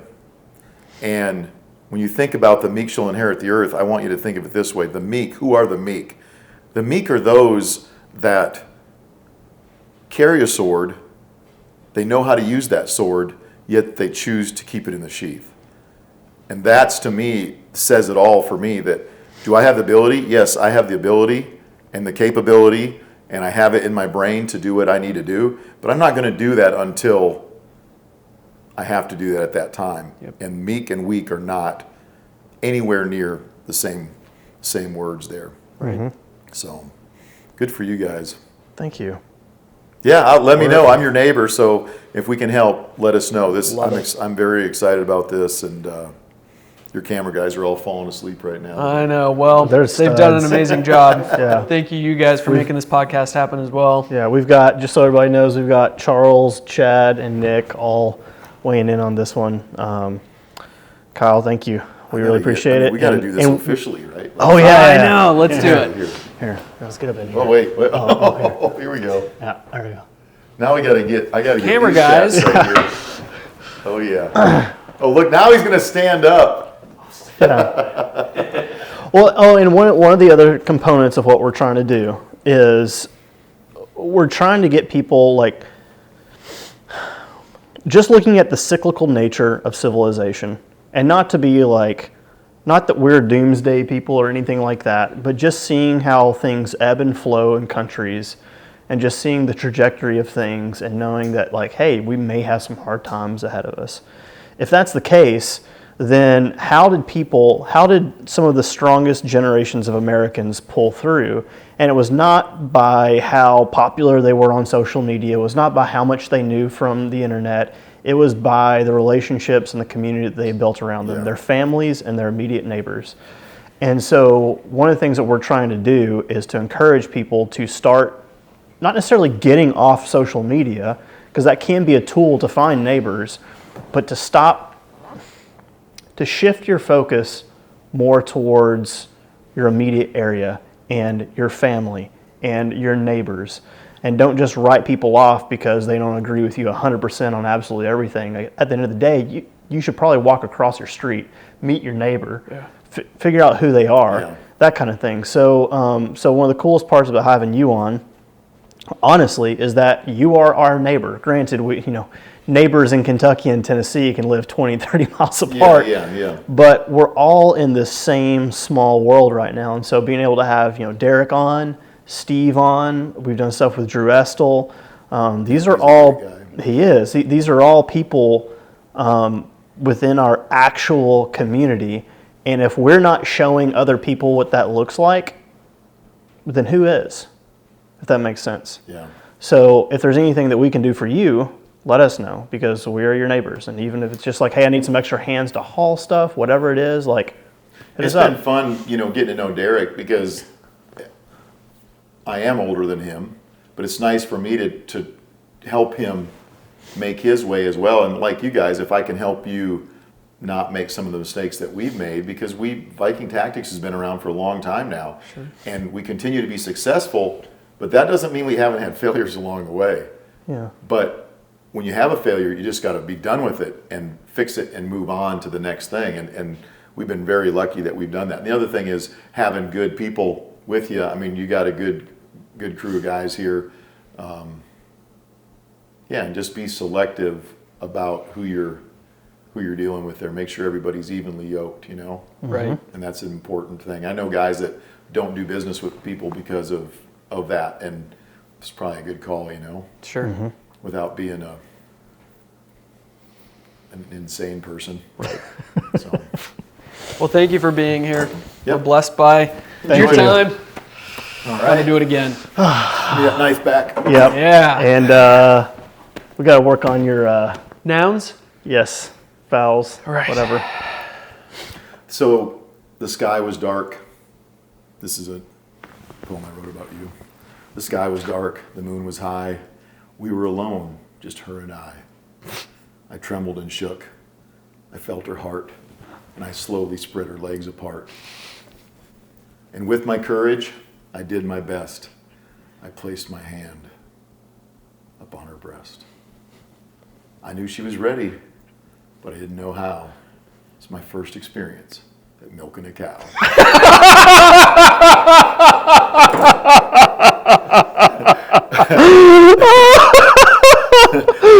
Oh, as a goat dairy farmer, I still appreciate that story.